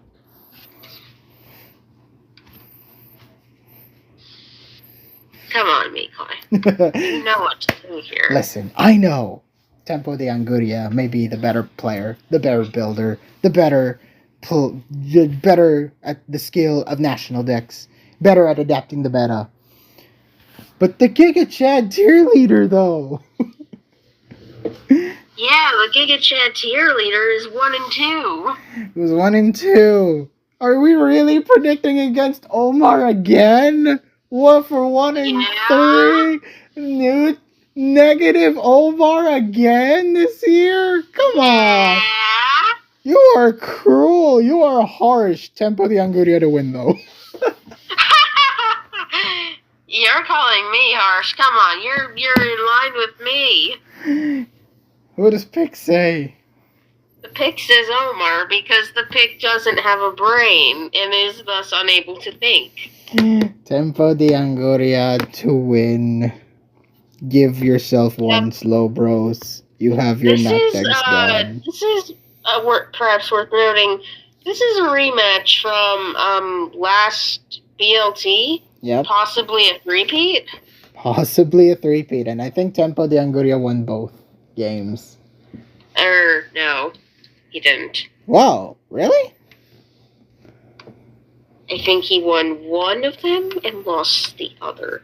Or no, wait, hold on. Him once and lost. Lost? Oh, yeah, my bad. I was actually thinking of Silu. He faced Silu twice, I'm pretty sure. And, what? Okay, that one is more understandable. Won the first time, lost the second time. That one's more understandable, but you're telling me Omar beat Tempo last year. Yeah, that was Omar's only win, I'm pretty sure. Wow. Come on. Yeah, that's not happening again. Tempo's going to kill him. God. Bring us unkillable matchup. So, alright. So Pick wants to believe from last year, and the momentum continues. Alright, next is the Gritty Golurks versus the Malignant Chain. Golurks have been having a pretty good season. Malignant Chain, not so much. Let's see what happens. Ubers. Celeste versus X-Guardian. It is nice to see that X-Guardian is still being slotted here. I completely forgot that this man plays Ubers. Well, I don't know anything about him, so I can't forget what I don't know. Celeste has had a rough showing in BLT so far, even though... A very stally season, you could say. Yeah, you don't have to rub it in, but yes, Celeste is 1 and 2 currently in BLT. Yeah, 1 and 2 in... Yeah, they're 1 and 2 against Stall. Stall in general, yeah. So X-Guardian... Yeah, will that's all they've been facing. Will X-Guardian break the streak and bring something that is not Stall? We shall see about that. But who are you picking? Who are you picking? I'm gonna say Celeste. Oh, okay. I think Celeste may have learned the ways of how to break Stall. And he's gonna bring a team so surely good. after being stalled 3 times in a row, will Celeste realize, okay, I gotta maybe build there's a reason they keep stalling me. I gotta build some quacky shit to beat Stall. So, who are you picking? Yeah. I'll go with Celeste as well. Alright, who does pick say? The pick says Celeste. Although, let's be real, I'm not gonna be surprised if I see X-Guardian winning this. He beat Vidiot last week. He did beat Vidiot. I know the guy can play Ubers. So we're not making that mistake now. OU, we have VK coming back here against Sagazina. Sagazina, I think, is a 2. Then? What? I said probably VK then? I was gonna mention Sagazina being. Oh, he's 1-2. Oh. Yeah, his only win was versus Clean. Perhaps that win was such a surprise that it disillusioned you into thinking he was doing well this season. Yeah, I'm going VK. I can't. Even though the win against Clean was pretty good, I think VK has the advantage I think the here. matchup was just really good, yeah. Yeah, this is VK. This is VK's game. Yeah, probably. Does Pick agree, though? The pick agrees! OU, Ainscrad versus Pixel Bob. Huh? What? Is the prediction sheet missing that match? Oh, shoot. I may have not typed it. Whoops. Yeah, I don't see it. So, Ainscrad versus Pixel Bob. Ainscrad has been having a good season, I think. Yeah, he has, I think, right? He's had, what was it? Lost versus Chico's. Win versus Doso. And, Lost versus Chico's. 1 versus Saru and Gozo. Okay.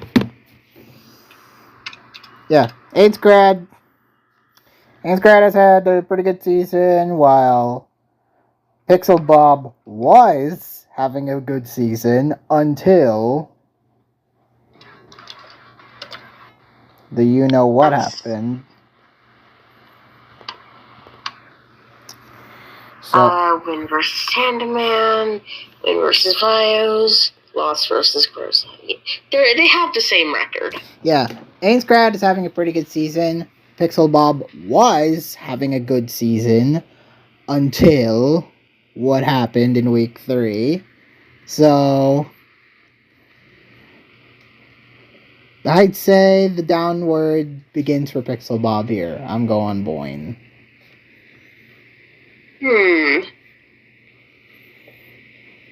I'm just taking a look again at the opponents they've faced so far to make my decision.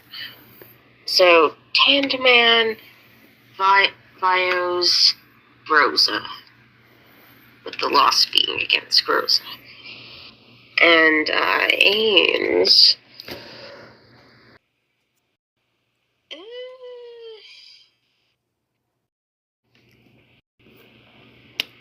What do you think? I'm not sure. This seems very close. You're thinking Assuming it's a 50-50. Pixel Bob doesn't do... assuming Pixel Bob doesn't do the tomfoolery he did last week, this should be a very close game, no?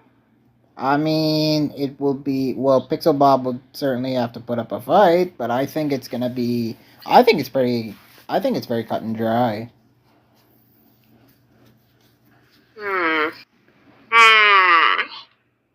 I guess I'll play it safe and go with Ainscrad. Man, I thought you were gonna disagree with me, man.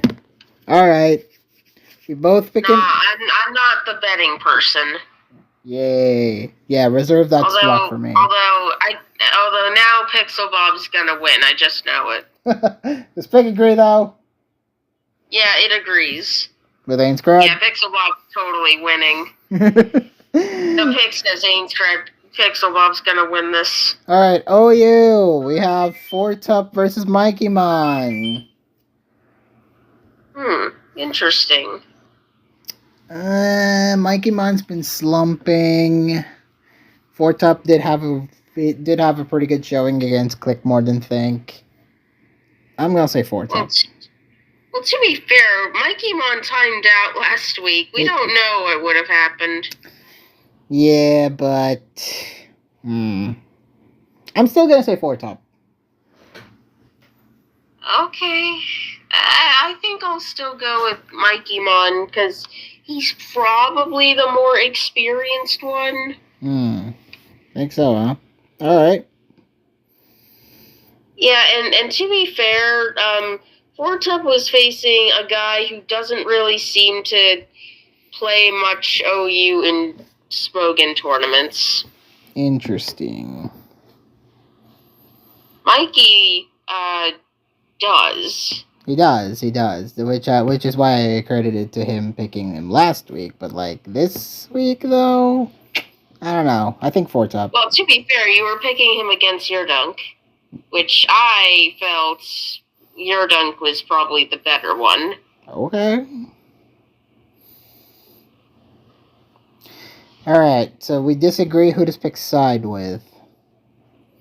It sides with me. Mikey Mon. Yu Pesa, back in Yu fashion against Kimmer. What do you think? This one's gonna be close. This one I see more understandable as a close matchup. I think Pesa. Kimmer is 1 and 2. Only one against Taking Notes Kinda. Lost to Taka and Blidius. They did do pretty well against both of them.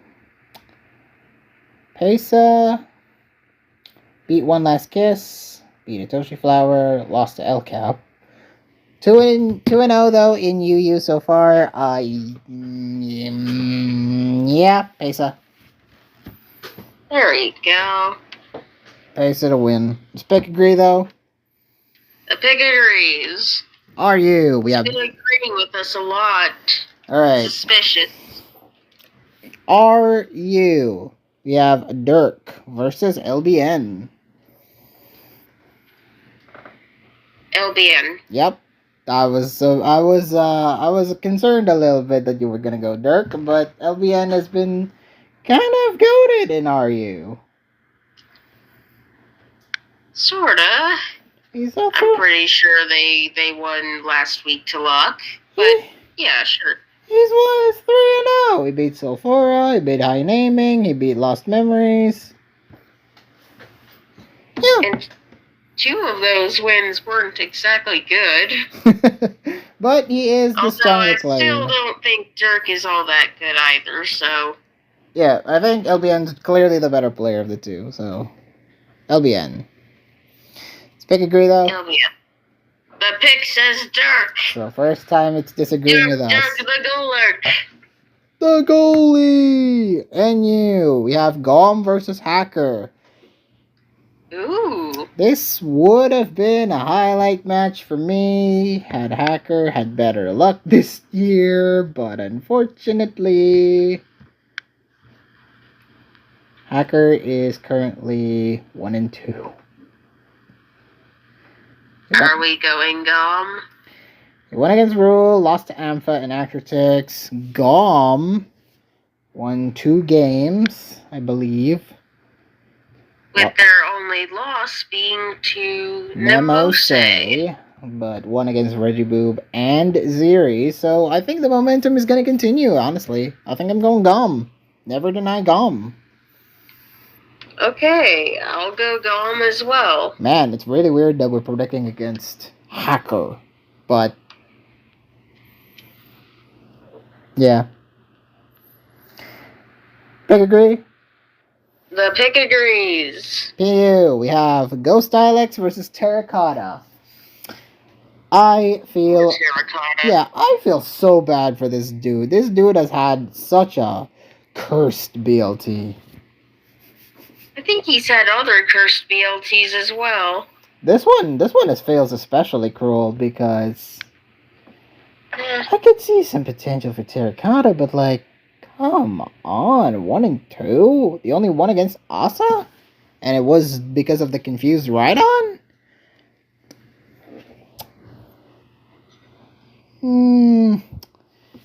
Ghost Alex, while he did beat Duke of Kings, I don't know. I'll go Terracotta. Yeah, I'm going Terracotta as well. Like, I still believe in the man, even though he's having a rough patch. I think Terracotta wins. Speak agree though. No, it says go Stylex. LC, we have Novax versus the Gaming Attack. The GOAT. The legend. The gaming attack. You're going with the Gaming Attack? Yeah? I'm also gonna Why go. wouldn't I? I'm also going with the Gaming Attack. He should have never played week 1 against the Assyrian Ubers. Because when he was slotted in LC, this man can cook. Yeah, you have to understand, you have to understand, like, LC TGA is a different breed. He's a beast. He's a beast there. He can get hacked, he can get hacked all the way to, I don't know. Sunday, basically. All the way Sunday. And still win. He could get 2 months frozen, he could get crit, he could get paralyzed, and I don't know.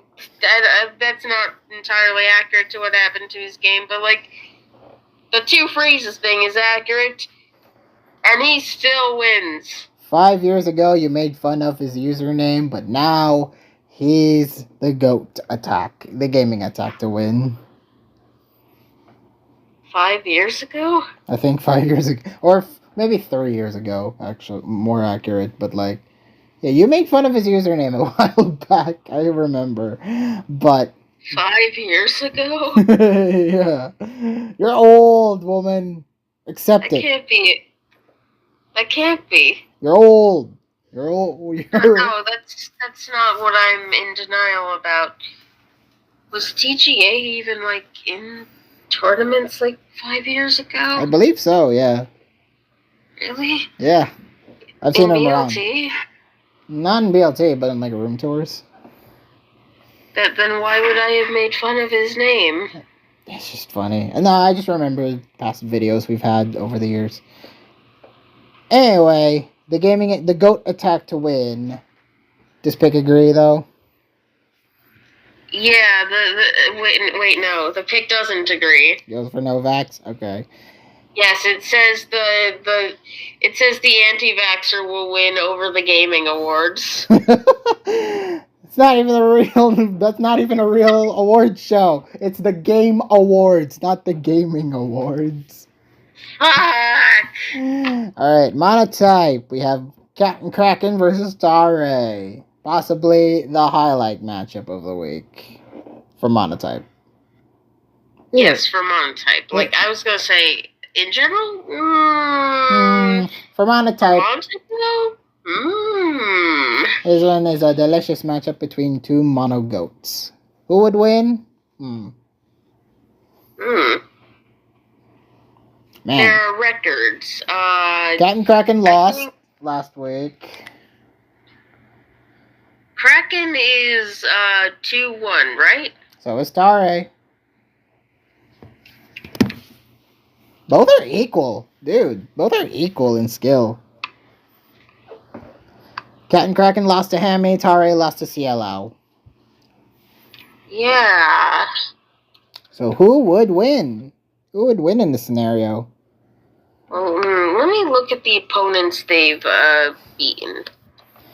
Tare is beaten Adjustments in Thanos. Captain Kraken is beaten... Captain Kraken has beaten WinCon, Ringmaster Uta,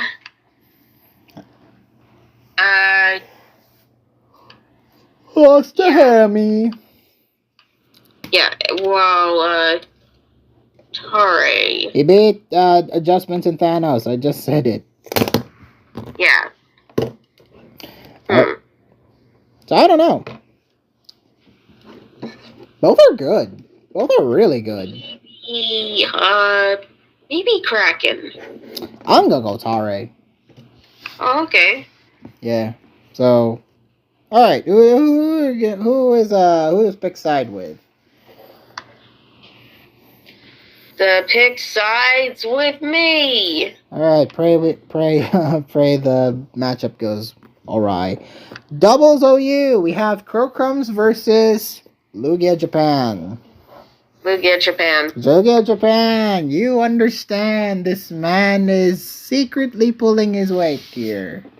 Krocrums secretly? What do you mean secretly? I think it's quite clear. He did get unlucky last week or 2 weeks ago. He did win last week against Sakura Kokyo. I mean, while Krocrums did beat Tenebrisite, I think both, when compared against each other, I think Lugia's got it. I think Lugia is the stronger player. So I think Lugia wins. Alright. So the pick says Krocrums. You know, it said Krocrums last week and it got correct. Uh-oh. Should be scared. Alright, National Dex. Churro Jr. versus Mr. Fraud. Mr. Fraud is negative. Churro is positive. Churro has 2-1. Electrain Heart and Omar. Churro's beaten Electrain Heart and Omar. He lost to Silu. Mr. Fraud. Damn, those are kind of the big ones, isn't it? And Mr. Fraud lost to Spy, but beaten. Lost to Tempo. Beat Echo. Lost to Spy. Maybe Churro. You think Churro? I'm also thinking Churro. I think Churro, despite the setback last time, I think he lost against Silu, dude. So yeah. I feel like people are probably going to tell us that Mr. Fraud is probably the more experienced Natdex main, but Churro's been more impressive in my opinion. Yep, same here. I think Churro had a better grasp of the National Dex better than Fraud. So, yeah, that's just our opinion. Churro to win. Who does pick say? The pick agrees. Agrees. Alright. We have the top 2 teams now fighting. Sand Castlevania versus Primal Power Pangoros. Who will get the leg up? If Goros win, I don't think there's any question that they'll be playoff contender number 1. Anything can happen, really. Anything can happen, though. Let's start off with Ubers, where we have 7U9I2 Vidiot versus Geomancy and Jojin. Good match. Good match indeed. Vidiot. I'll go Vidiot, though, because that's just the logical thing to do. It is the logical thing to do. However, you're talking to a betting man. I see. My betting man instinct is telling me that Jojin might pull off a win here. Against the king of Ubers, I think Jojin will win. I'll think Jojin will win. But I won't be surprised if Idiot wins. Yeah, I mean, in the first place, you're aware that you're predicting an upset, so... Yes. It is called the betting really, man... you wouldn't be surprised. It is called the betting man instinct for a reason. Alright. Does Pick agree? Who's Pick side with? The Pick agrees with me. Predicting Vidiot. Safe one. We have OU. We have Clean versus Jasper, Kansas City. Are we actually going to? Oh, poor Clean. Are we Poor actually going to Clean. predict against Clean? 4-4 Clean. Are you kidding me? No, man. Watch. This is going to be the 1 week we predict against him, and then he's gonna win. Just freaking watch. I'm going with Jasper, Kansas City. I am too, and I don't like that. Jasper, Kansas City. Well, let's not discredit Jasper, Kansas City. I think the guy is actually pretty good. Yeah, he hasn't lost, has he? Oh yeah, he hasn't lost. One against Benadryl, one against Sagazinha, one against Leroy. Yeah. Good. Clean's definitely the toughest opponent he's gonna face so far. Yes. That's for sure. 3-0 versus 0-3, and you're telling me Clean is the one who's winless? Come on. All right. Man, this is too sad. All right. Pick. Who's pick say? The pick says Jasper. All right. OU, your dunk versus Vios. Ew. All right. Poor Vios. Yeah, Vios has had kind of an unlucky break as well. Whereas your dunk has actually been doing well, right? He lost to No Name. But one against Benadryl, one against Mikey Mon. One of them was a timeout, one of them was just your dunk, doing your dunk things. All right. Yeah, so I think your dunk. I'm also thinking your dunk. Guys pulling his weight. Doing well for the Castlevanias. Who's pick say? The pick says Vios. OU, Groza versus Bundy. Bundy. Yeah, you agree in going Bundy. Yeah, I acknowledge Bundy seems good. Yeah, Bundy is good, and I think he's gonna win. Yeah. Does Pick agree though? The pick agrees. He hasn't lost actually. Saru and Mikey were his only wins so far, but yeah, he's good. UU Blit versus Taka, which probably is in doom because they might play any second now at the time of this recording, at least. I don't think they've played. I don't think they played yet. I know Taka's really eager, but they haven't played. Good. Alright. Do this, Anyways, Taka to win. Really? Huh? Really? Wait, well, let me check. Isn't he 3-0? Oblivious is also 3-0, I think. Yeah, but Yeah. are you predicting against Taka? I am predicting against Taka. I'm going Oblivious. Wow, okay. Alright. I see you. I'm not discrediting Taka, of course. Taka's GOAT, but Oblivious, I think, is equally goated. Alright. What does Pick say? No. What does Pick say? The pick says Taka because it acknowledges that Taka have the better wins. Look stronger in this wins than Oblivious? Okay. Yeah. Well, I'm still going Oblivious. Alright. Are you? Lost Memories versus High Naming. I'll go high naming. Yay! Hopefully the momentum continues this week. I'm also going Gegwe. It wouldn't totally surprise me that if Lost Memories wins. I mean, he nearly beat LBN last week. He got unlucky. Mm-hmm. They're facing off against a equally strong opponent, I'd say. So Possibly a stronger opponent. possibly a stronger one. Gegwe is Gegwe, so. Alright, who does Pick say? The pick says Lost Memories. And we have Acrotix versus Ampha. Now, you want to talk highlights? I think we ought to talk about this. This one's a good matchup. I wouldn't call it a highlight, but to you, sure. Yeah. This one's good. This one will be a good matchup. Kind of even, kind of close one. Who are you picking? Who are you picking? Hector took loss against Regiboo, but won against Ziri and Hacker. That's a strong win in track record. Jesus Christ, when you put it like that. But Ampa also beat Hacker. Ampha lost to Ziri due to Act, but beat Hacker. So in other words, he hasn't lost. Beat Hacker, beat the Griffith King. Alright.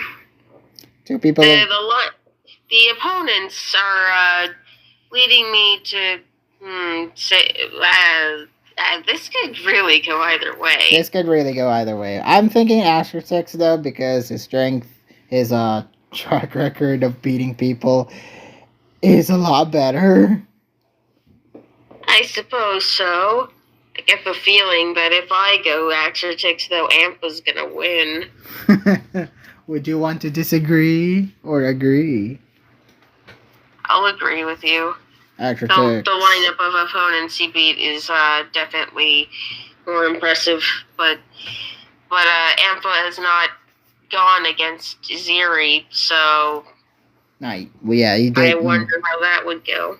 Yeah, maybe in semis if Lapras made it, but yeah. Does Pick agree? The pick agrees.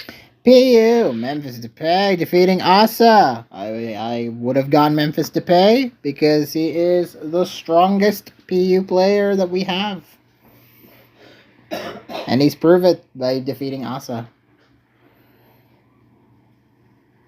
Yeah, I might have gone Memphis Depay. I honestly didn't. I hadn't thought about it before it happened. I'm like, oh, okay.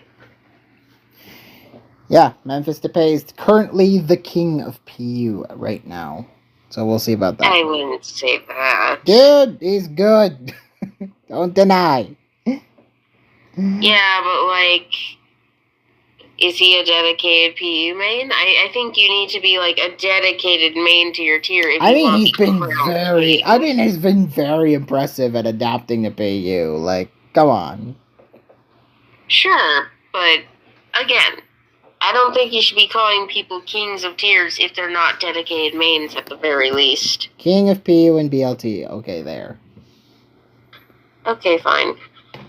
Does Pick agree, though? Would Pick have agreed? The pick would have said Asa. So it's automatically taking an L. Speaking of L, LC. Arcanine versus Rahul. What are you thinking? Arcanine's been having a decent BLT so far. 3-0. Is he? Yeah, he's 3-0. He's having a decent run. Rahul is 2-1. Lost only to TGA last time. Okay, so he's not facing TGA this week though. He's facing Arcaboy. So Arcaboy's track record. He beat Geov, he beat ProZZ or whatever, and he beat the Iron Pikachu. Quite easy opponents. Wow, just kidding. Arcanine beat Rahul has beaten. Rahul has beaten Demarvis and Geov.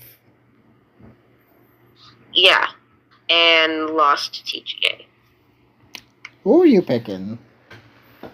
I think Rahul has beaten the better opponents. Also, he's been lucky as shit. Fair enough. I'm gonna go I Arcanine. think he's going to hack Arcanine to death. I'm picking Arcanine. I don't know. Oh, you think Arcanine is gonna be able to win through 3 of his Mons getting frozen, though? I think Arcanine is currently the king of LC at this point. Like, I think. No, you need to stop. You actually need to zip your mouth shut. I will inflate his ego a bit more than ever. So, like, do you want him to lose? Because you know what happens when you glaze people, right? Arcanine to win. Or dump. Rahul to win. Alright, this Buddhist picks sideways. It sides with you, I guess. Monotype. Zokua versus Adjustments. Zokua making his BLT debut. I honestly had forgotten he was in this tour. I honestly forgot he qualled. So, Zokua, his main tier was Ubers, but he's not playing it because Vidiot is playing it.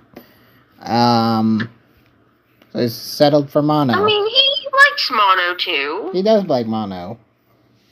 I think that's one of the tiers he actually signed up for. Adjustments. Well, yeah, I would think. Adjustments. Has he beaten anyone? He's winless. Yeah, I was gonna say, has he beaten anyone? No. I don't know. Maybe it's just. I'll go Adjustments. Yeah, I'll go with Adjustments as well. Never really been impressed with Zokua. Me neither. Maybe Zokua will be his first win. Yay. Who's pick say? The pick says Zokua. Doubles OU. We have Akira Kokio versus Calm Mind. 75. It's a good matchup. Not gonna lie, Calm Mind's lucky as shit.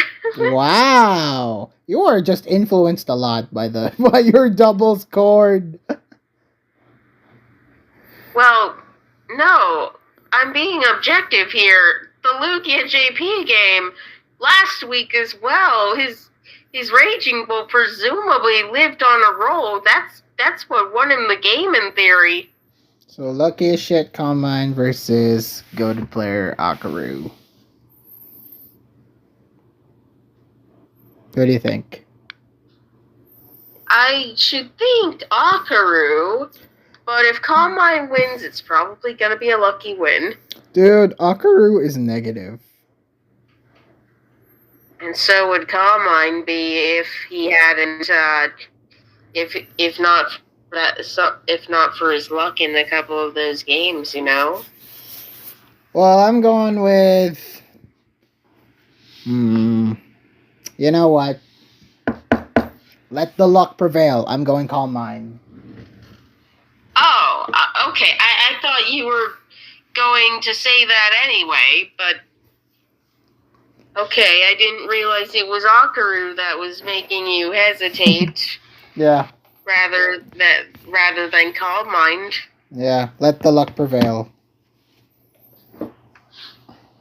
Who are you picking? I'm picking Akaru. Okay. Does Pick agree though? And the pick is picking Calm Mind. Cause it knows its luck. National Dex. Spy OP versus Threecho. Spy's been doing really good, hasn't he? Yeah, he is. He lost to week 1. He did lose week 1 to Omar. But he has beaten Silu and he's beaten Mr. Fraud. He's beaten some of the best in National Dex. Honestly, who cares that he lost to Omar? He lost to Broken King Gambit bullshit. I'm gonna go Spy OP. I think the guy's better. I am also going Spy OP. Yeah, I think the guy's better. Pick agree though?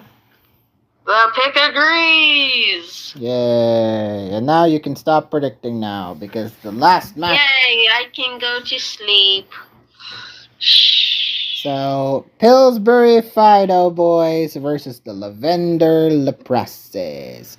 Ranked 7 and 8 this week. Yeah, we need to kill them. We need to, like, absolutely clobber, like, seriously annihilate them. So, loser for this week is going to the absolute shithole of being one of the first one who potentially could be out. So yeah, it's not going to be pretty if we tie once again this week or even lose. first up, Ubers, Hats versus Rofna. Hats making his debut in his actual main tier. Yeah, finally, am I right? Rofna is decent in Ubers, unlike some people that easily discredits Rofna too easily. Rofna's 1 and 2. He is 1 and 2. Undeservedly for you. Like, Rofna's decent, man. I will die on this hill that say that Rofna is decent, even though he lost to Jojen and Vidiot. But he lost to Jojen and Vidiot. I'm still picking Hats to win. What? I didn't expect this. Because I do note that Hats is an Ubers main. He's probably the better Ubers player. I'm thinking Hats. Wow, thank you. Alright. I really did not expect this. You thought I was just going rough now based on vibes, but no. It's Hats. Does Pick agree, though? The pick says Rafna. Because it's a hater. In fact, I think the pick actually predicted against most of my teammates this week. Well, whereas last week it predicted in favor of a lot of them, so maybe that's a good sign. That's a sus.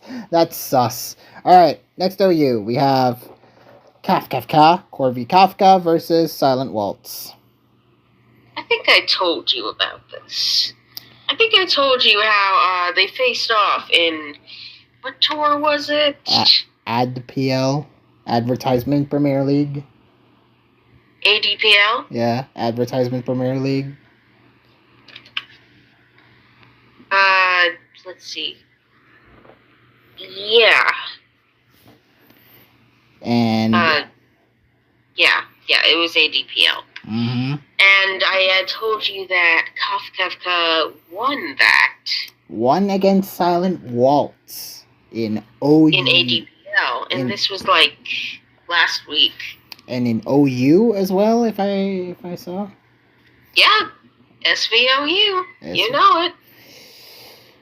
So that puts a monkey wrench into things because Silent Waltz, he has been really good, but Kafka has beaten him recently. So this one's about to get tricky, but I think I'm still gonna go with my gut and go with Silent Waltz. I think Silent Waltz is gonna have his win back. Okay, I guess we'll just have to prove you wrong. Does Pick agree? The pick says Kafka. Alright, OU, Jojo Wee versus Benadryl. Who wins in a battle of aura or medicine? I think I already know what you want to say. I do not want to say ora. Jojo. Yeah, that's the correct answer. There are many reasons this is the correct answer, but I cannot say. I will not. But I can tell you after we're done recording. Okay, but Jojo Wee to win. I've seen them better. Pick agree? The pick does not agree.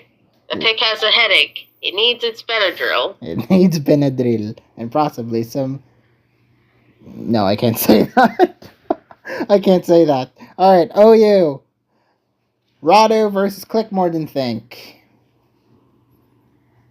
Click More Than Think did okay last week in his battle against Fortup. Radu in week 2. Who did he face in week 2?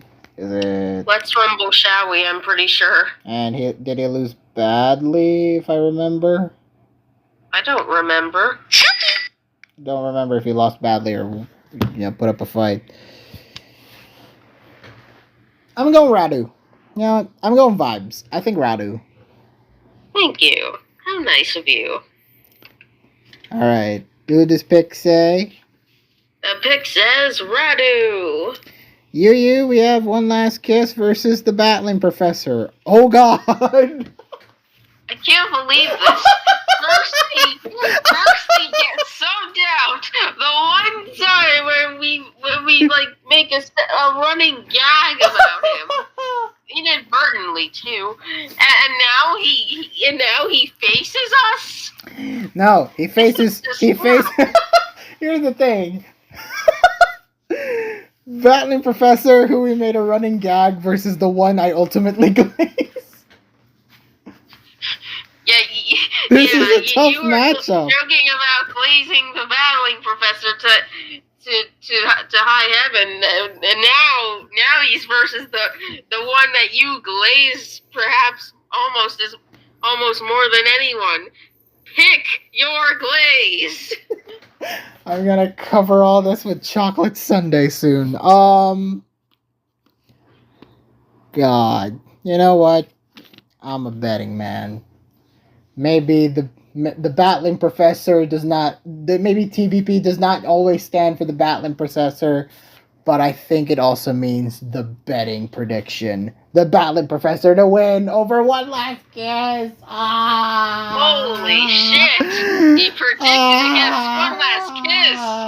But maybe this is insane. But maybe if I do that, One Last Kiss might win. So hopefully my prediction is wrong. So in other words, you're actually rooting for One Last Kiss. I am rooting for One Last Kiss, but I am going to pick the Battling Professor here. Yeah, you know what? Let me just fill in some of your other predicts. No, you will not. Oh my God, you are so cruel. Okay. Yeah, it says the Battling Professor for all of them now. There, look. Thanks.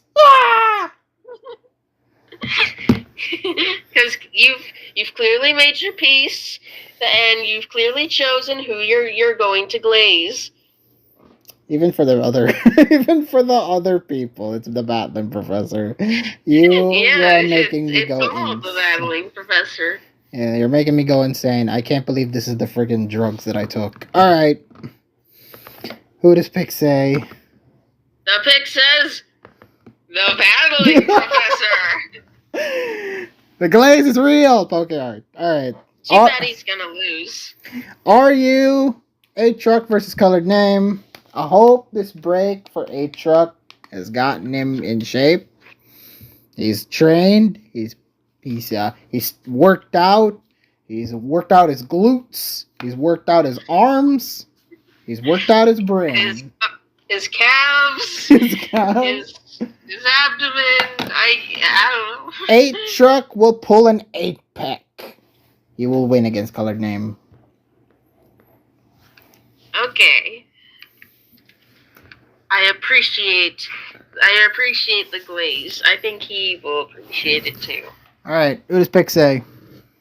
The pick says 8-Truck. And we have Nemose versus Ziri. Ooh. What a highlight. Oh, so spicy. 2 wins versus 2 losses, by the way. Yeah. Guess which one is which? So, Nemose's been pretty good. Ziri was Ziri. But this year, I feel like Ziri's been cooled off. Well, what do you mean cooled off? He's Snow Janeri. He's literally always cool. But I think he's gotten even cooler, as in he's cooled off. I think you gotta say that he's been melting. The guy has not been performing as best as we once thought he would. That's what we're trying to say. Nemose has been doing pretty good for himself. So it pains me to say this, but I think I'm going Nemose. Good. I'm sorry, Ziri. We both live around the same continent. But I don't know. We have a better NU player. I think the NU generation has just outgrown. But maybe he'll pull. Maybe he'll pull for a win. Now that I say that. Perhaps. I don't know what I was gonna say, but like, perhaps the French are simply better. The French. That's right. He is French. Ah. Yeah, so he's half of our team. Yes, you are the French team. Just pick agree though. The pick does not agree. Yay! It goes says, for the Asians. It says, Yay! supremacy to. Is Ziri Korean?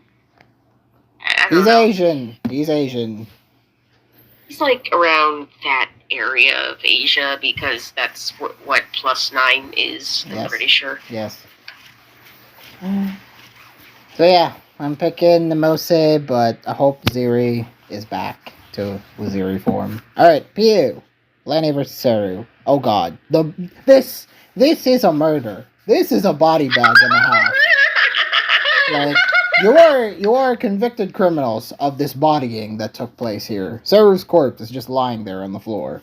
Hey, it hasn't happened yet. There's like a whole short story about this type of concept, and we're not living in that kind of world. So Lenny to win, dude. This is a 99. This is a 99 to 1 prediction. Gosh. And now would you have even said that for Failber? That would be a negative 100 prediction for Failber. Oh my God. And now that I say you call me the cruel one? Now that I say that, though, Sarah's gonna win. No, I'm killing you. Just pick agree with me and say to Lynette. No, it doesn't. It says Saru will somehow overcome the odds and persevere against the goat. Alright, well, keep your goat in check then. LC, Papillon versus Giev. This is another one where you have to say keep your goat in check. Why must friends fight? Why must friends fight indeed?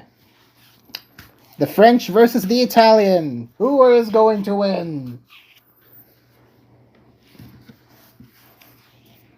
History, what does history dictate? No!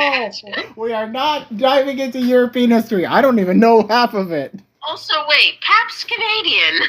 Oh! Damn it, I forgot Pap's Canadian.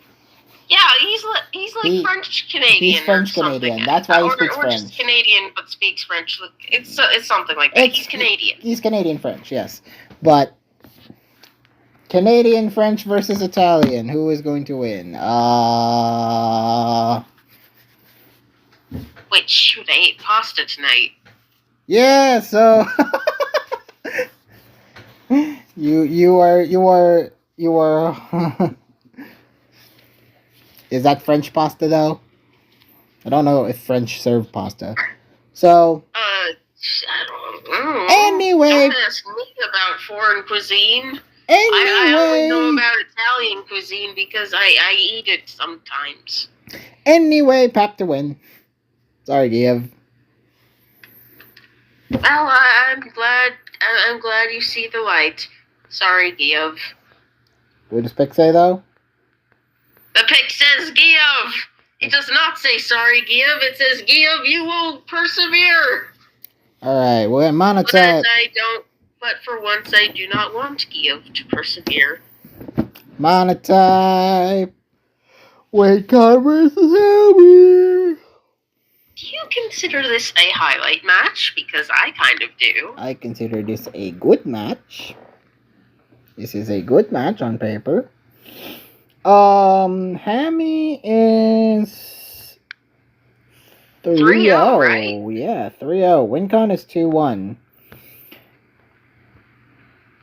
With the only loss being to Captain Kraken. So, Hammy is the safe pick. However, WinCon is an unpredictable one and might steal a win from Hammy here. So it's going. Yes, he is called the WinCon for reasons. But I think he's gonna be LoseCon this week. I think I'm going Hammy. How dare! How dare you? How dare you? Like, how dare you actually call him that? I can't believe this. How dare I? Indeed, woman. So Hammy. Ashamed. So Hammy to win. Also, why are you doing this weird Britishy sounding accent? I didn't do that. How dare you, darling? All right. Hammy to win. Let's pick agree. Pick agrees. Doubles OU. Just Franco versus Tenebraside. This one I consider to be a highlight match, even though both players lost last week. I believe Tenebraside is... Tenebraside is, I think, 2-1. 1-2? 1-2?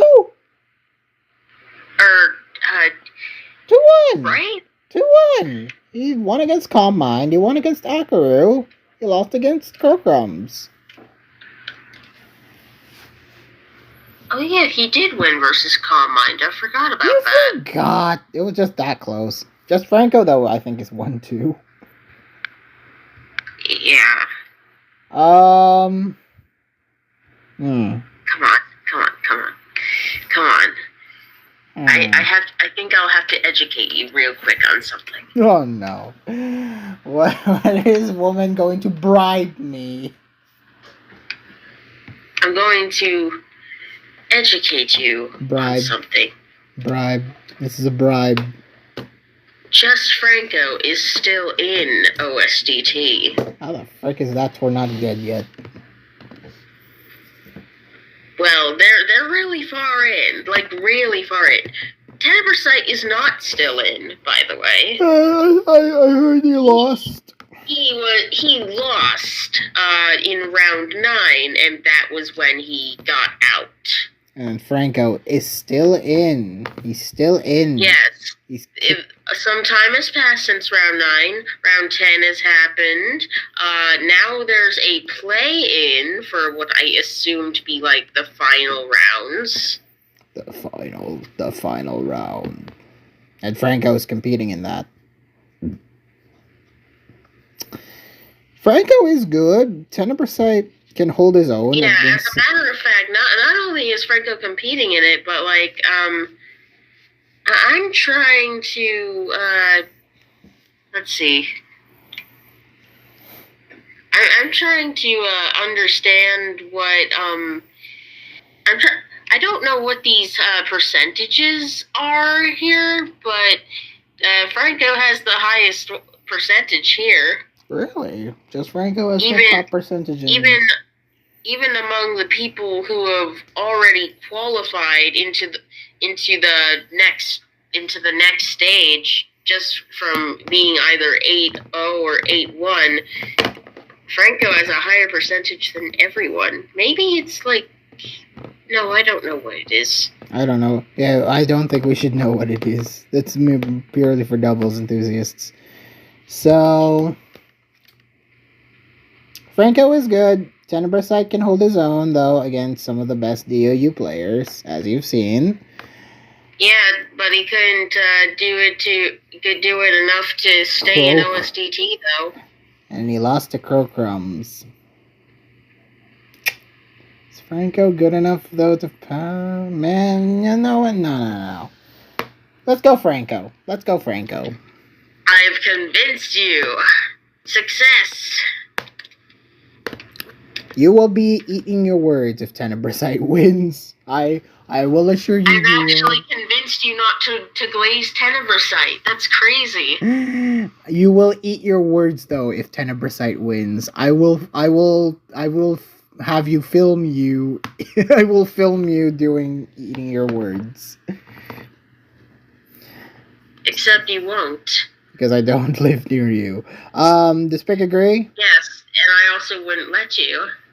Does Pick agree? I would find you before that happens. Does Pick agree? The pick doesn't agree. And finally, the last matchup, we have Electric Heart versus Silu. Do you consider this hype? This is pretty hype. Yeah, this is especially hype because from what I gather, these two know each other pretty well. Oh, this is the national deck, so I think they must have fought each other loads of times. Oh, no, I think it's more that they were on the same teams. Oh, wow. Yeah, during World Cup, maybe? National Deck World Cup? World Cup? Ah. Yeah, I think so. That's a strong lineup. I mean, these are two strong players, so, find success in each other, might as well. I think I'm gonna go with Silu. You may have convinced me for Franco, but you're not gonna convince me of Silu. Silu to win. Well, to be fair, my knowledge of Franco is a little more at my disposal. Like, I'm aware he is actively still in OSDT. Okay. Let's pick agree. The pick says Electrian Heart. So it believes in the arrows. Alright. That's it for week 4. I'm tired. I am also tired. Tune in next week for week 4 recap and week 5 predicts. And hopefully we don't get to cover 48 games. I think I'll be home next week. Well, at least you're streaming from the comfort of your own home. Thank you guys so much for watching. Please like this video, leave a comment, subscribe. Again, see you next week. I'm tired. I need to go to bed. This is McCoy signing out. Good night.